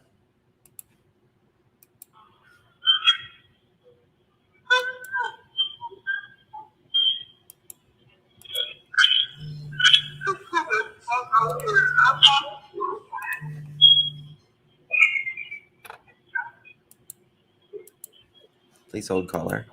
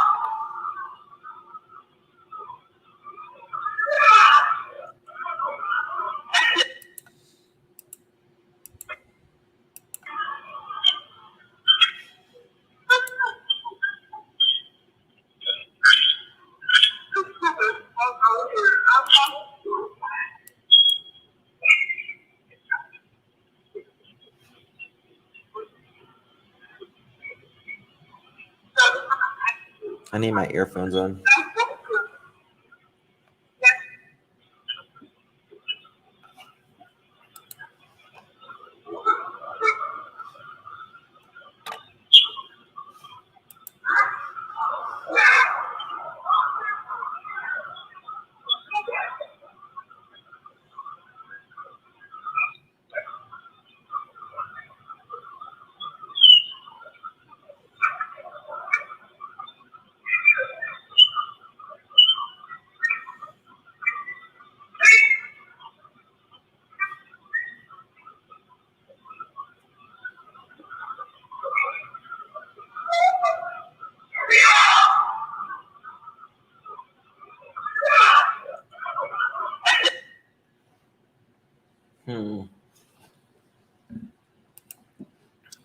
That's weird. Caller 973. Thank you for calling. Hi, Justin. It's Amy. Hey, Amy.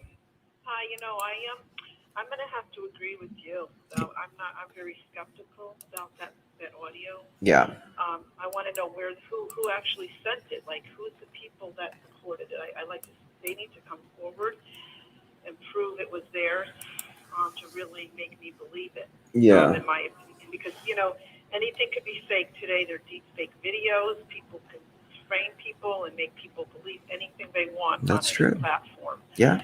And so that's where I'm going with that. And as far as the roommate is concerned, I don't know why she didn't do anything. If supposedly she saw them, and yet the only excuse I will give is that her phone ran out of charge. She wasn't able to call, or her charger might have been in another room and she couldn't charge the phone.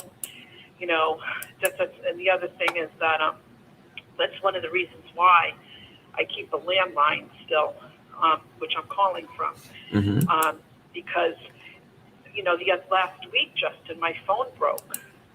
It dropped, and I had to go get it repaired. The next day, nothing would work. So, what would have happened if someone got into my house and I didn't have a phone to call? Sure. Yeah, that's a good point. And I couldn't Yeah. rely on I think for safety now, I think people laugh. They think it's archaic and antiquated, but I think a landline is something that's very important today because of, if you want to be safe, and they could trace the call a bit easier. They could find out where you are.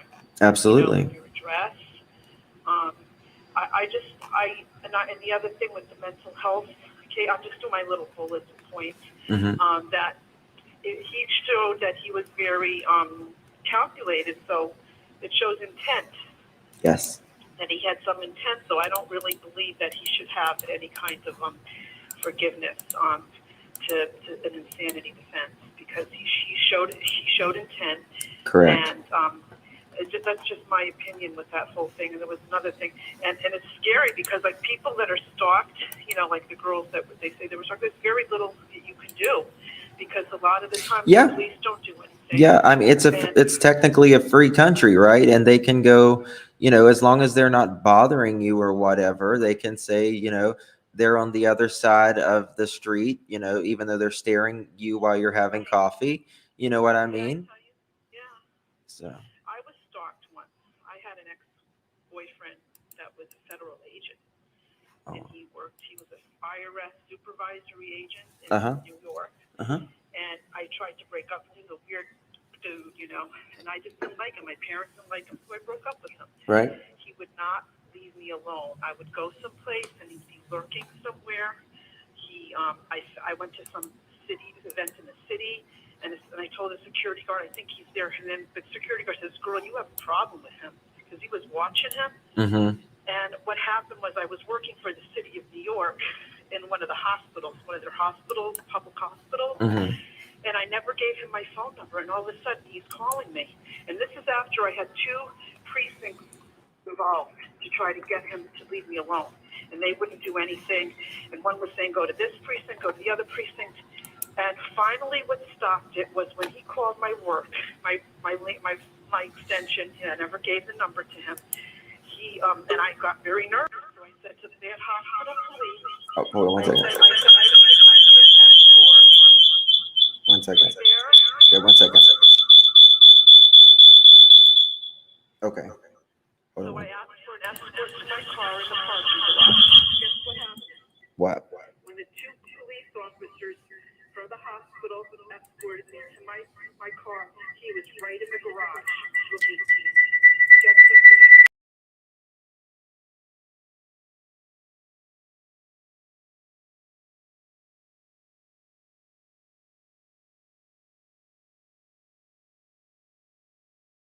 Badge for improper means.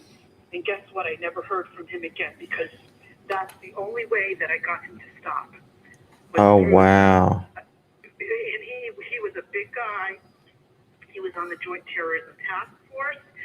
And, you know, it's very hard when you deal with stalkers. Uh-huh. And, you know, and I feel bad for those two girls that what they went through. And, you know, I just wanting to know where the other families are because this Mr. Gonsalves seems to just be the only one. I'd like to hear from the other families, but I know that it's their prerogative. But that's all I can say.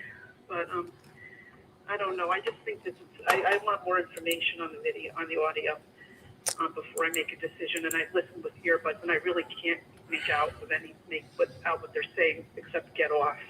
Yeah. That's the only thing I hear. Everybody's going to hear something different. Yeah. You know. So that's it. You have a good day now. Thank you, my dear. I appreciate you. Thank you. All right. Bye-bye. Guys, listen to this. Listen to this. Tonight, you can't miss this. You can't miss this. Idaho Student Murders, a timeline. It is going to be on tonight. 48 Hours is doing a special on the Idaho 4.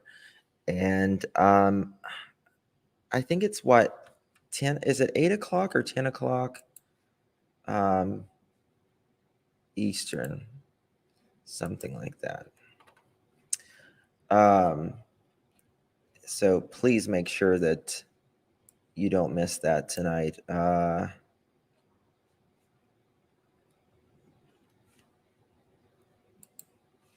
Everything is popping up right now.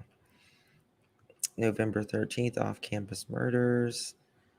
Yeah, and this is here. I'll drop this timeline in the chat too if you guys want to view this for later. I think it's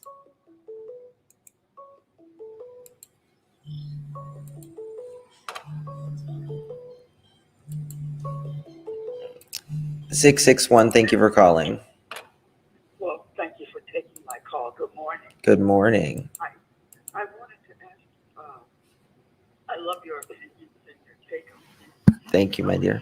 Could you just speak up a little bit? You're very, very low. I appreciate you so much. Thank you. You're really helping out. An old lady understand all this. There's so much going on. Thank you. Tell me this, dear.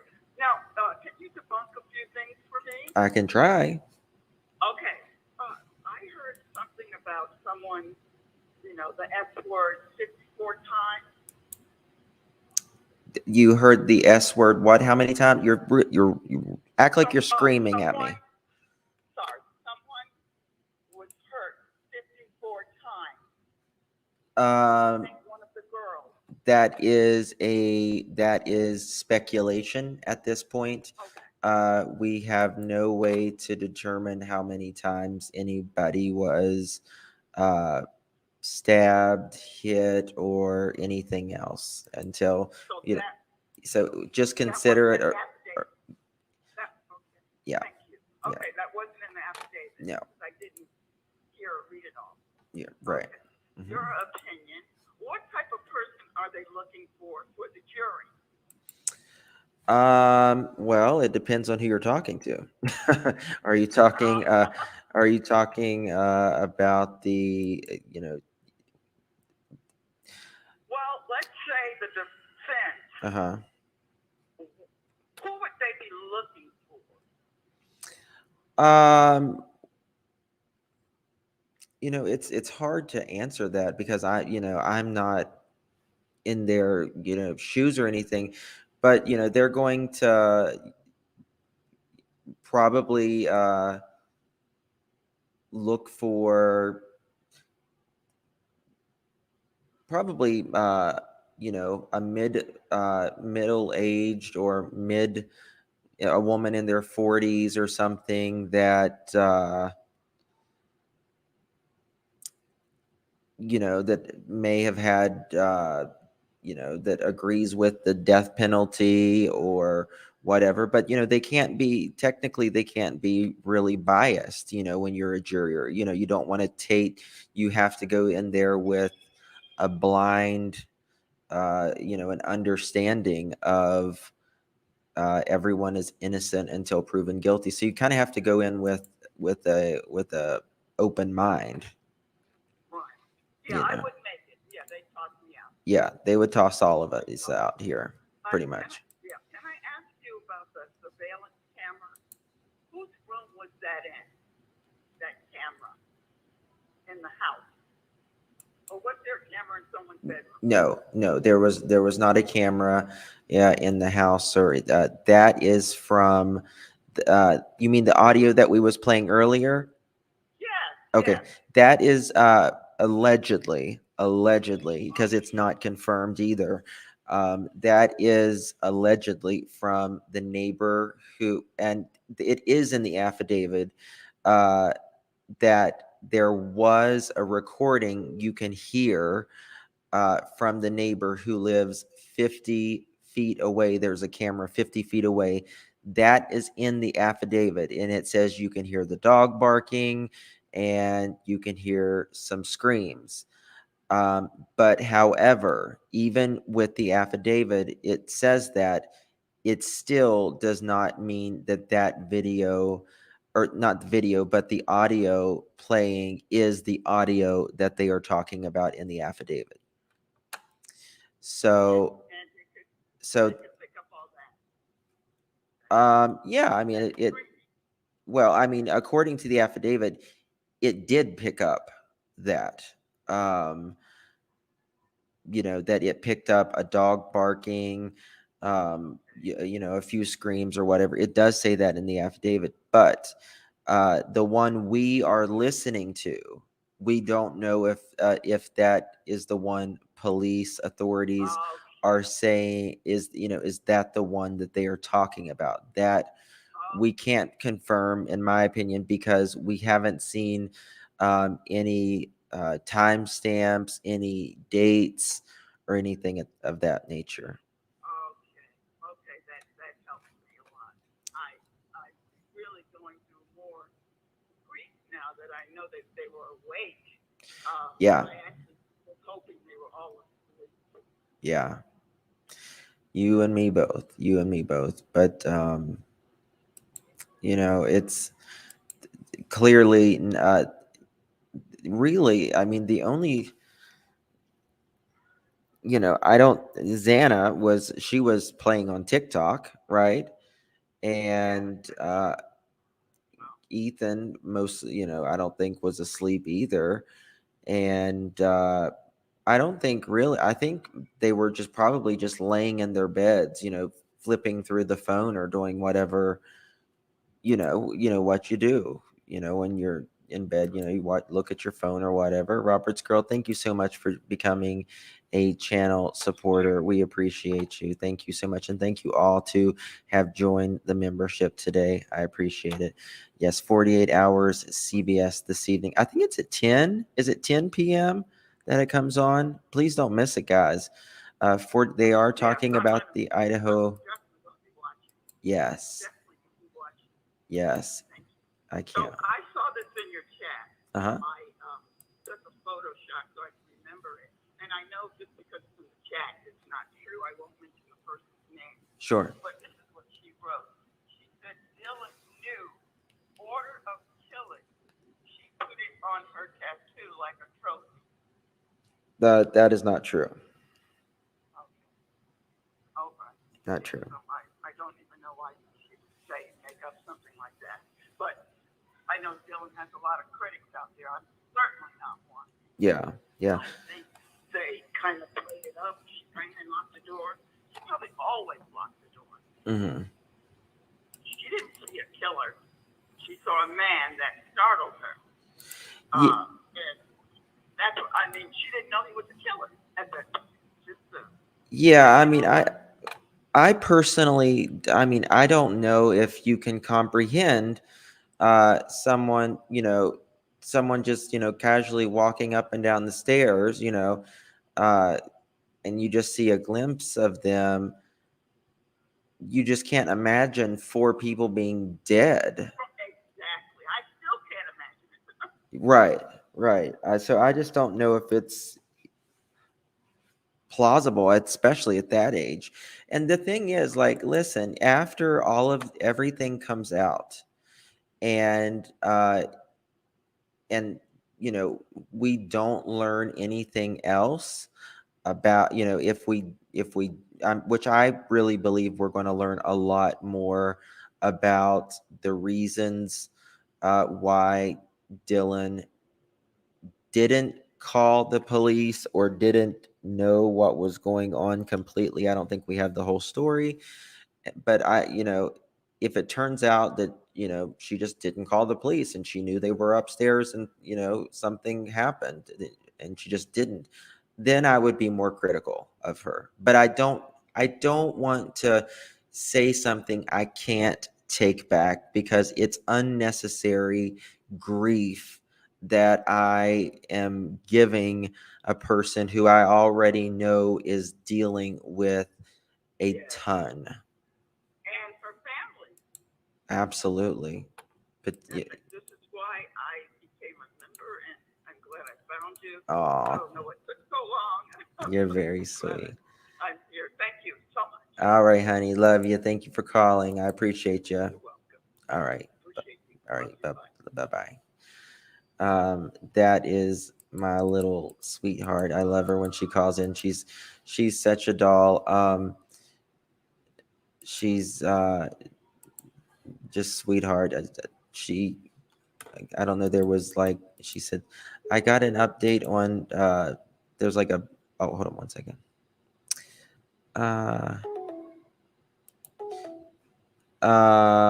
Tony. Hello. Hello, my dear. Hello. I'm recuperating from surgery, and I have had one question that nobody has ever asked. Now, I do not agree with Dylan doing nothing. Right. But my concern is, because I feel like, she should have done something, but there may be more coming out. Uh-huh. The thing is, does she have a good support system? Because with that coming out with the affidavit, couldn't she get really bullied by people? Couldn't she? She is. Couldn't. And so my She concern is. I don't agree with what she did, but I'm giving her the benefit. But who's taking the time to make sure she's got what she needs? That's a good question. I don't know about her support, and I think that's Robert's girl. Thank you for becoming a member. I appreciate it. It's just one of those things we don't know, to be quite honest with you. Let me look at chat here. Does chat know anything about Dylan's support system? I think that's an excellent question, Tony. And the other survivor, it was 48 hours last night, Cams? Was it last night? I thought it was tonight. I always thought it was Sunday night.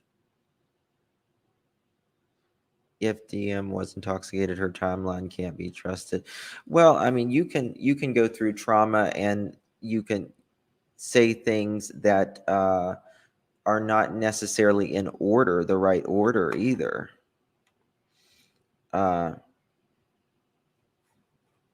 Here is but does anybody know if, yes, it was last night. I'm watching it now. Really? Damn it. I missed it. I'm going to have to go watch it in a little bit. Does anyone know about, does she have is her parents, very supportive of her? Does she have a good support system around her? I don't remember which one, but I know one or two of, I think, the students, that their parents had been in a little bit of trouble and stuff. So Dylan was new to the house. She just moved there in August. Yeah.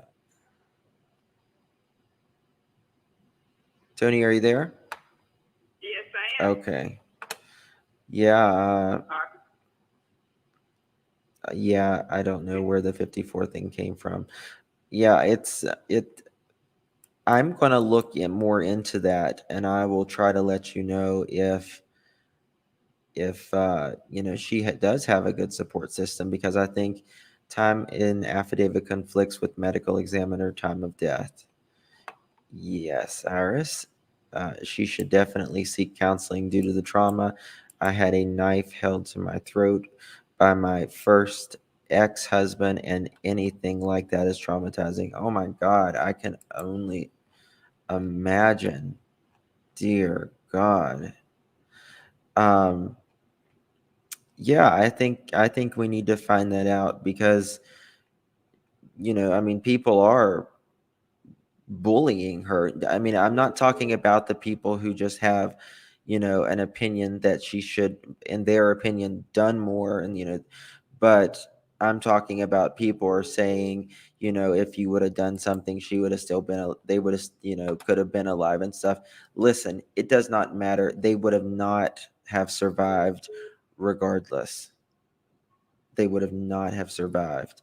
The knife that is used is meant for one thing and one thing only. And I will let you go so you can take other calls. I've just been really curious and hadn't been able to find that card anywhere. So I'll let you go, and I'll talk to you later. thank you, my dear. I appreciate it. Bye-bye. All right. Bye-bye. Let's see here. So yeah, someone was just calling, but I think I accidentally hung up on them. I was going to get that affidavit and pulled up.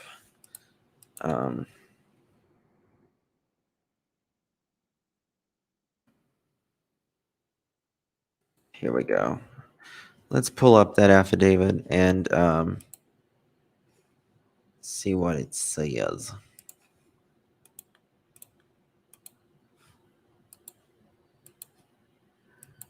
Okay. What does it say? DM statements during the interview indicated the occupant of the King Road residence were home about 2 o'clock, so we need to continue to go down. Okay.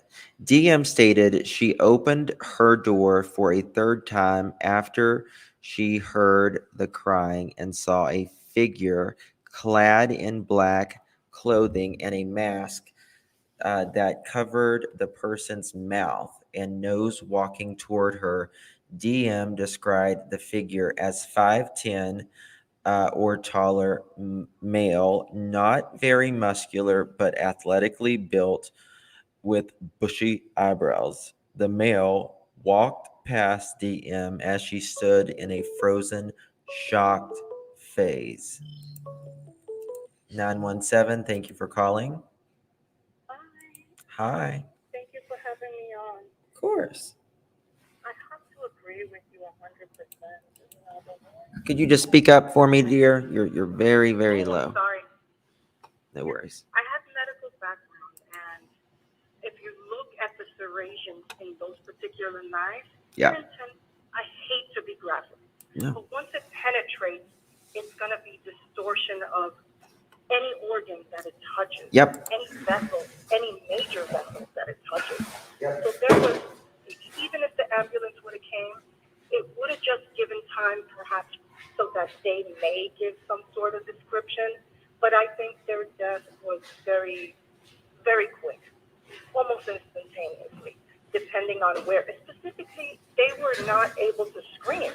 No. So that begs us to even, I hate to say this, but imagine that the first thing where he may have punctured them is anywhere in the throat area so that he can render them like mute.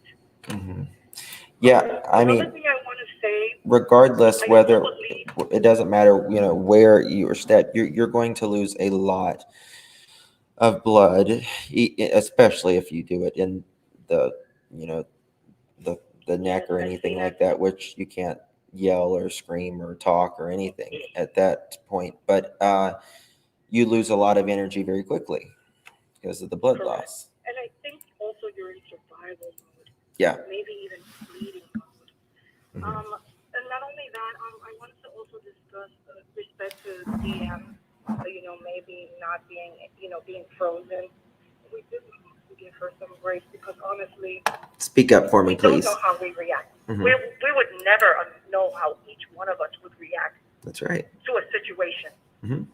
When we encounter a certain situation, it's not only scary, but I stood frozen when my friend was getting mugged, and I had ample time to react. They were struggling, they were fighting, and I was just like in disbelief Yeah. that it was actually occurring, that it was actually happening before my eyes. Yeah. And then after the scuffle, which took maybe like a good 5 minutes, Mm-hmm. she looked at me like, let's run, and I was so frozen. I was in my teens during that time, and I was still just paralyzed in the very same spot while she was scuffling with someone that was grabbing her chains and pushing her to the ground. I completely froze. And was you like standing close to her? Yes, right by her side. Wow. Right by her side. I could have done something to help her. And even she reacted by grabbing me by the arm and saying, run, let's run. Like, let's get away from this situation. Right. Because he was still in the vicinity while she was struggling with him.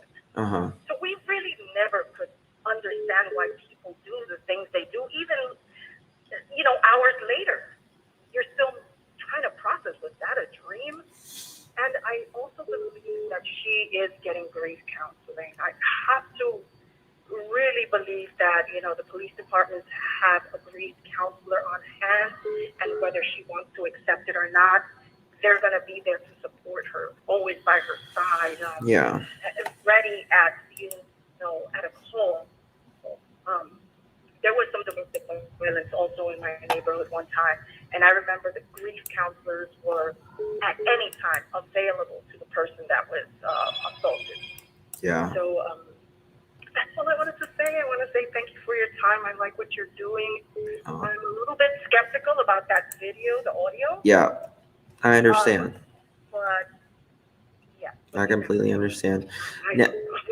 Now, like I said, the affidavit does say that 50 feet away there is a camera, there is screaming and dog barking. That is 100%. But we can't say that this video is the video that they are talking about on the affidavit. That's what is the distinction we can't say. And I often wonder when there's a gag order, I always say, people, please try to not salute too much, because anything that may tamper this investigation, this trial, is of essence. Like, we really have to take that into consideration. Yes. Like, really, really take that into consideration. I wanted to ask something. I almost forgot. So I believe you said that during the 911 call, the students, some other friends were inside the house. And the 911 dispatcher said, have them come outside and wait outside until police get there? Yes. That is true, huh? I don't, I'm not going to say it's true because we haven't heard the 911 call, right? Okay. So what I keep thinking is the defense is going to have a field day with that. Like, if I was a defense lawyer, yeah, I would say evidence may have been tampered with when other people that are not, law enforcement were at the scene. They could use that to their benefit. Some things were planted by other kids. Yeah, other well, kids had it in for this crazy man. After law enforcement got there, there should be nobody that was in that house at all since the crime. It should have been secured immediately. Yeah. I hope no one else went in once the girls fled, I hope none of their friends ran in to look at the scene. This is going to be a tough one, but I'll be watching. Yeah. Thank you so much. Thank you, my dear. I appreciate it. Have a blessed day. You too. Bye-bye. Bye. All right. 304. Thank you for calling. Hey, Justin. Hey, dear. I just have one thing I want to say. Okay.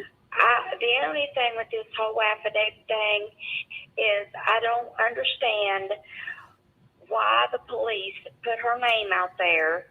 They could have said that there was a witness that saw him, because the whole internet Well, is on her I'll tell you mouth. what. They have to. Convince a judge. So they need names. And they have to put this out. Oh my God. The two survivors. There's. One of them actually saw the guy there. So that's why. Well, they didn't That's say why. one of them. They put her name. Yeah.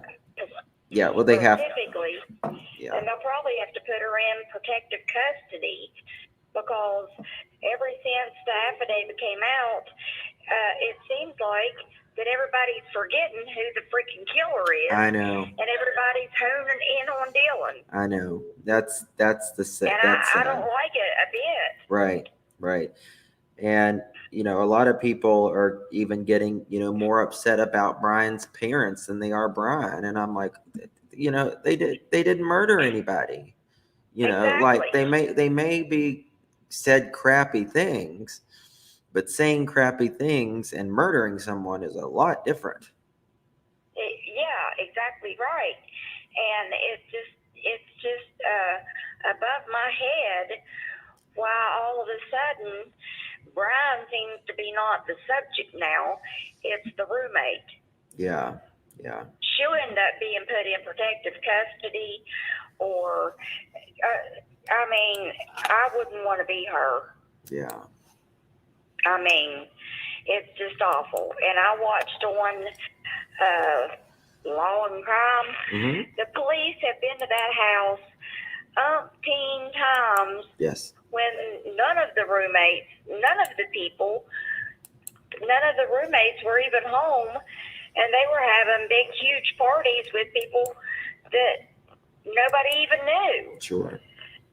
So, people need to chill out on her a little bit.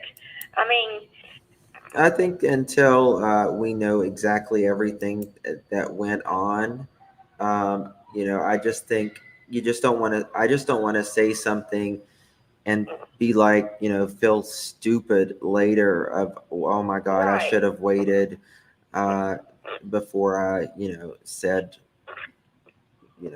what I believe. Anything about negative about her. Yeah. Right. And one more thing, and then I'm off here. Sure. If you have one of those masks on that covers your nose and your mouth, Uh-huh. the only thing you can see is their eyebrows and their eyes. Sure. Yes. And that might have been the only thing that she, noticed first was the eyebrows. And nobody ever said that he saw her or that he even looked at her. And if he had looked at her, she would probably be not a witness. Yeah. I think. I don't think he expected all of what he was getting himself I don't think he into. expected Ethan. everything that was taking place, and he panicked and wanted to get the hell out of there. And that's why he left that sheath. People were acting like he left that on purpose.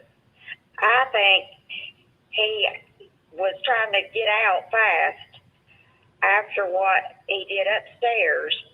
And he had tunnel vision to the door. Yep. Yeah. So I just wish people would leave her alone and remember who the real killer, who the real Suspect is. whatever you call it is. Yeah. The suspect. Mm-hmm. She's not the suspect. Yeah. Yeah. So Who's alleged anyway, to be the it's murderer. making me a little bit angry that every YouTuber has got people calling in attacking her, and if it was my daughter, I'd probably be pissed. Yeah. Yeah. So anyway, I'll let you go, and I'll continue watching. Thank you, my dear. I appreciate you. I just wish everybody would leave her alone a little bit, because nobody knows yet, and it might be 2 years before we know. Yeah, it could. Okay. Okay. I'm sure she feels horrible regardless. I know, and she'll have to live with this the rest of her life. Yeah, it's true. And she'll probably be ridiculed for it for the rest of her life. Yeah. Thank you so much for calling. I appreciate you, dear.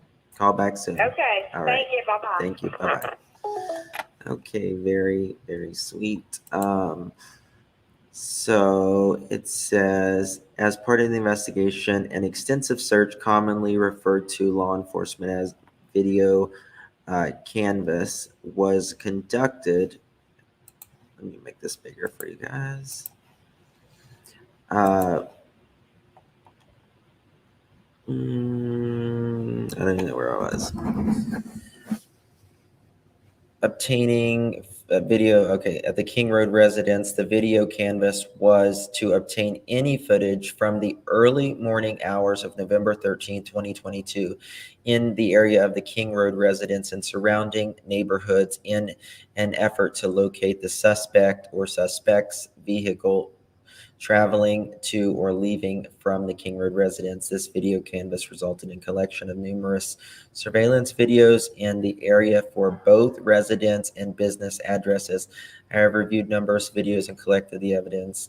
Okay, I was trying to find at approximately 3:26 a.m. and westbound on Steiner Avenue on Idaho State Highway 95. Just trying to remember where they talk about the dog barking and all that. At approximately 4:20 at a high rate of speed, suspect's vehicle 1 is observed traveling southbound on Wellington Drive. Based upon my knowledge of the area, the review of the camera footage in the neighborhood, that does show suspect vehicle 1 during the time. I believe the suspect vehicle 1 is likely exited the neighborhood on Palouse Road Drive on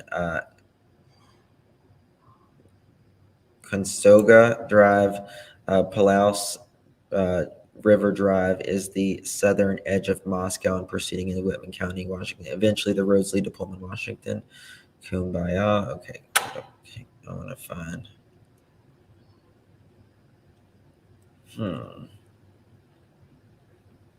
Shows the pings and all that.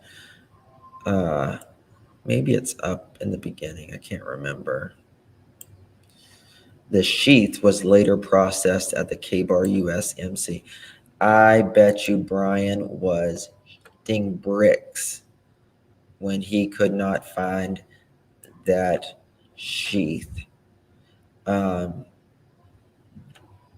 I hope he was. Oh my God, there may be DNA on that. You know, he was flipping out. 134. She stated okay. DM stated that she awoke at approximately 4 a.m., but what she stated sounded like Gonclave's playing with her dog in the upstairs bedroom, which was located on the 3rd floor. A short time later, DM said she heard who she thought was Gonclave's saying something to the effect of, quote, "There's someone here," end quote. Does Do you guys think that is the food delivery, or do you think it's Brian?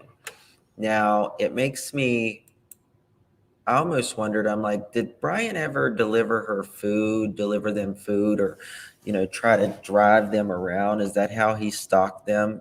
Food delivery, he would deliver it. A review of the record obtained from the forensic download says Kernodle's phone showed this could also have been Kernodle, as her cell phone indicated that she was likely awake using TikTok at approximately 4:12 a.m. DM stated she was looking out of her bedroom but did not see anything when she heard the comment about someone being in the house. DM stated that she opened her door a second time when she heard what she thought was crying coming from Kernodle's room. DM then said that she heard a male voice say something to the effect, "It's okay, I'm going to help you." At approximately 4:17, here it is.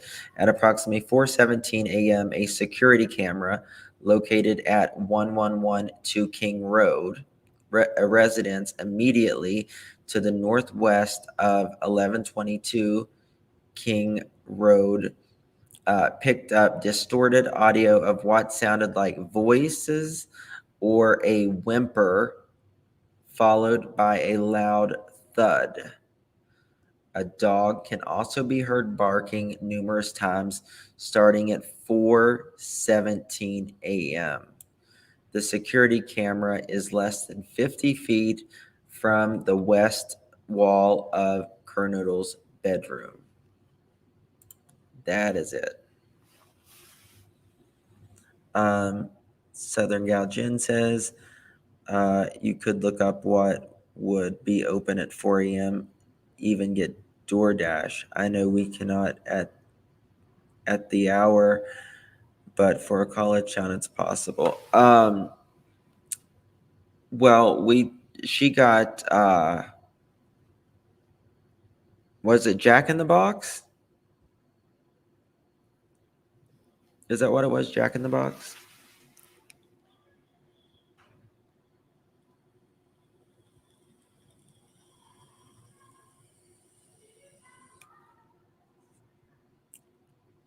See, before we knew it was Brian, I kind of thought someone could, that the killer could have been in the residence, but I don't think he was. I think it happened. 941, thank you for calling. Hello. Hello? Hi. Hi, how are you? Good. How are you? Good. I was just watching for a second. I just came across the new leaked audio. Could you speak up a little bit, hun? It's hard to hear you. I just got a hold of the new leaked audio, which apparently was from Ethan, right? New leaked audio. Referring to what? There was a new leaked audio that I just watched it just a second ago at 4:17 a.m. Are you talking about the Ring doorbell? All I know is it was leaked audio.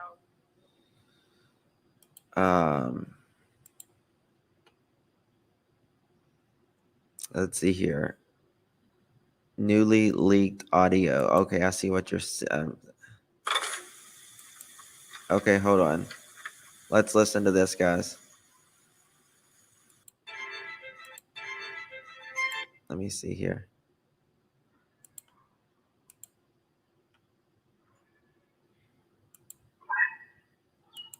I guess that was from the neighbor's house. So this is on Twitter right now. We're gonna play it. Bear with me 1 second. We're gonna play this here.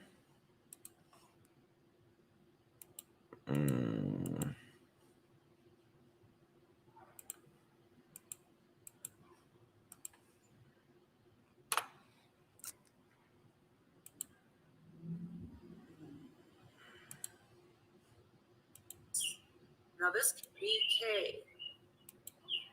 Okay, so this is and stuff that this audio starting down below.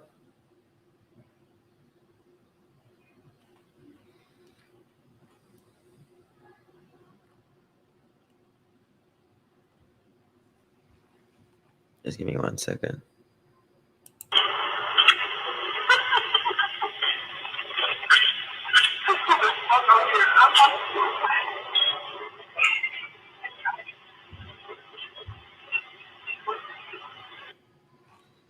Hold on. Give me a second.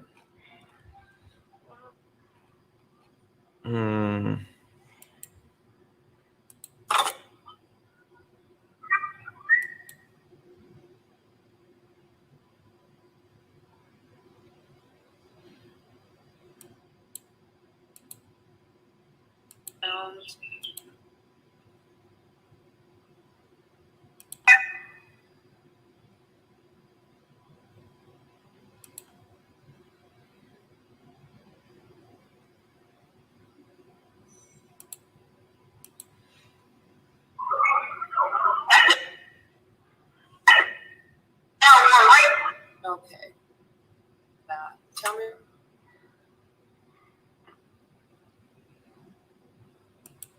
Quick look at this. Now, if anything else pops up, I'm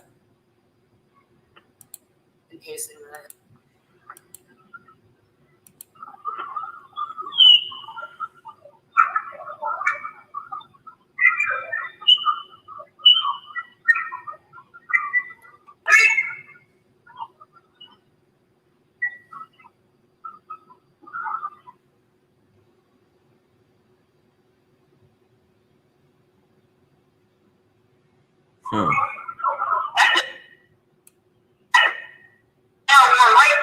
Okay. Let me see if I can find something. 11 hours ago. Okay.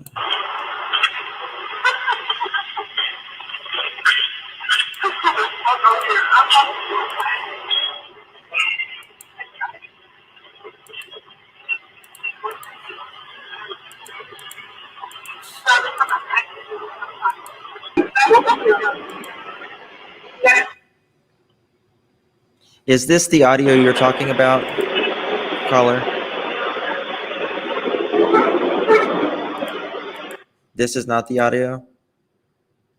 I don't think so. It doesn't sound like anything but like people partying. Okay. The one that I listened to a minute ago was it had a dog barking in it, and there wasn't very much noise. It was hard to tell, but it wasn't like a party atmosphere, and you could hear this dog bark like he was mad. Right. I don't know. I've been trying to relax with this case for a few days, so I'm a little bit. Okay. All right. I just want to know if you that heard happened it. to these young people. All right. Thank you so much for calling. Okay. I don't know exactly.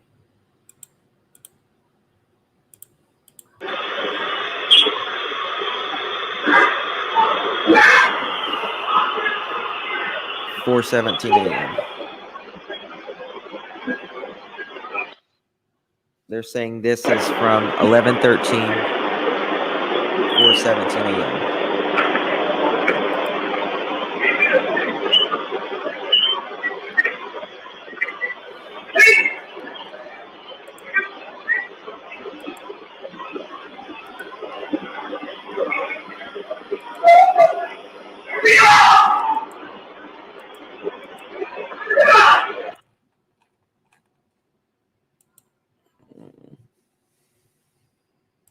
That must be it.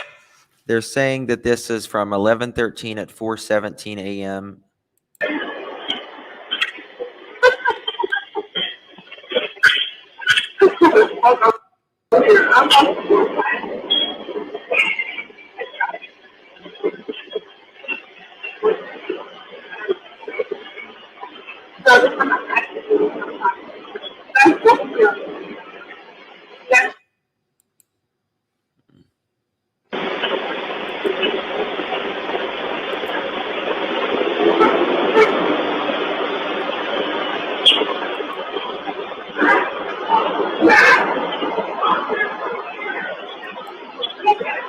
What does that sound?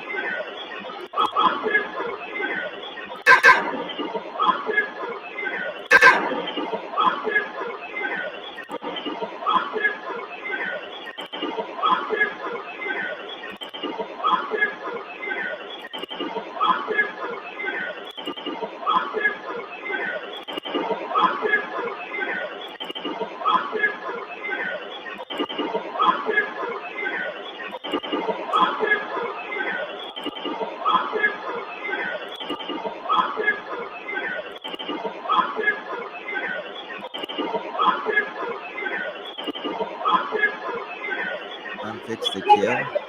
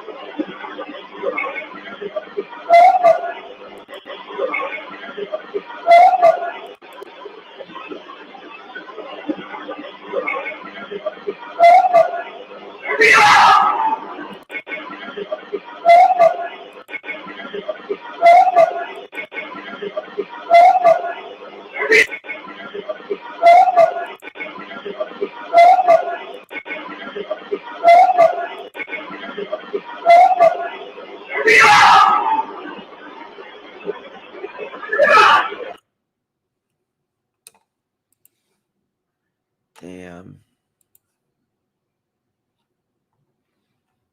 Get off of me.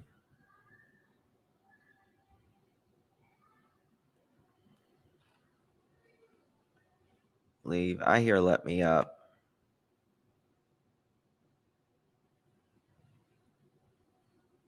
Oh, that's where she says Ethan. That makes sense. Ethan. Yes, that makes a lot of sense. Yes. Leave let me up.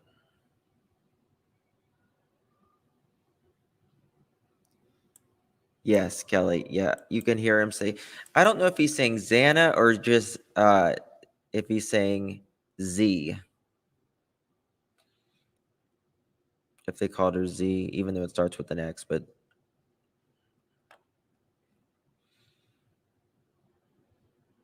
that is why he just said Kohlberger.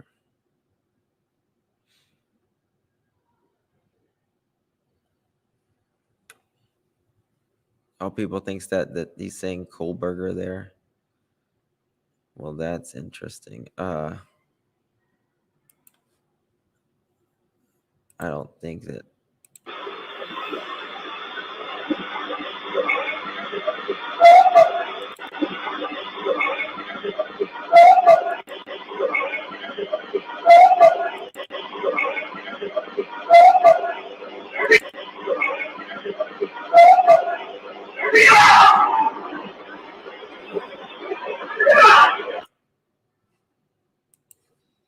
I hope that those aren't real.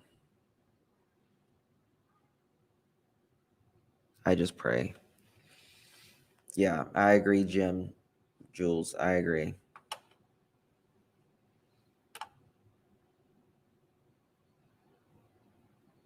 I agree, Miss Gloria.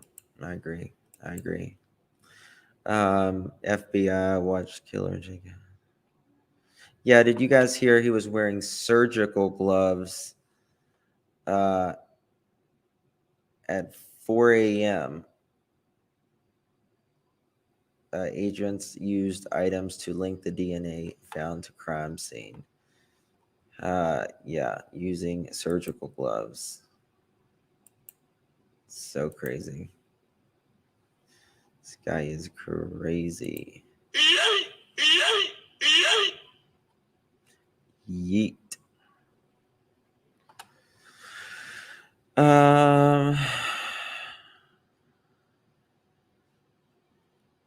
What am I doing? Okay. Guys, I'm going to jump off for a little bit. I think. Oh, hold on. Here's this.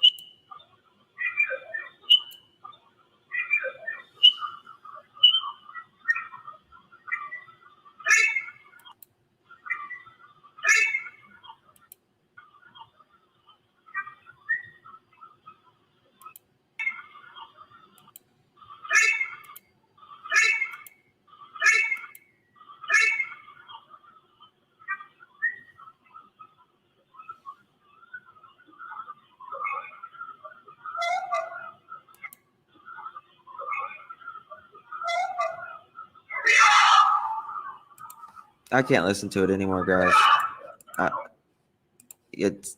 It's too much. I just can't listen to it.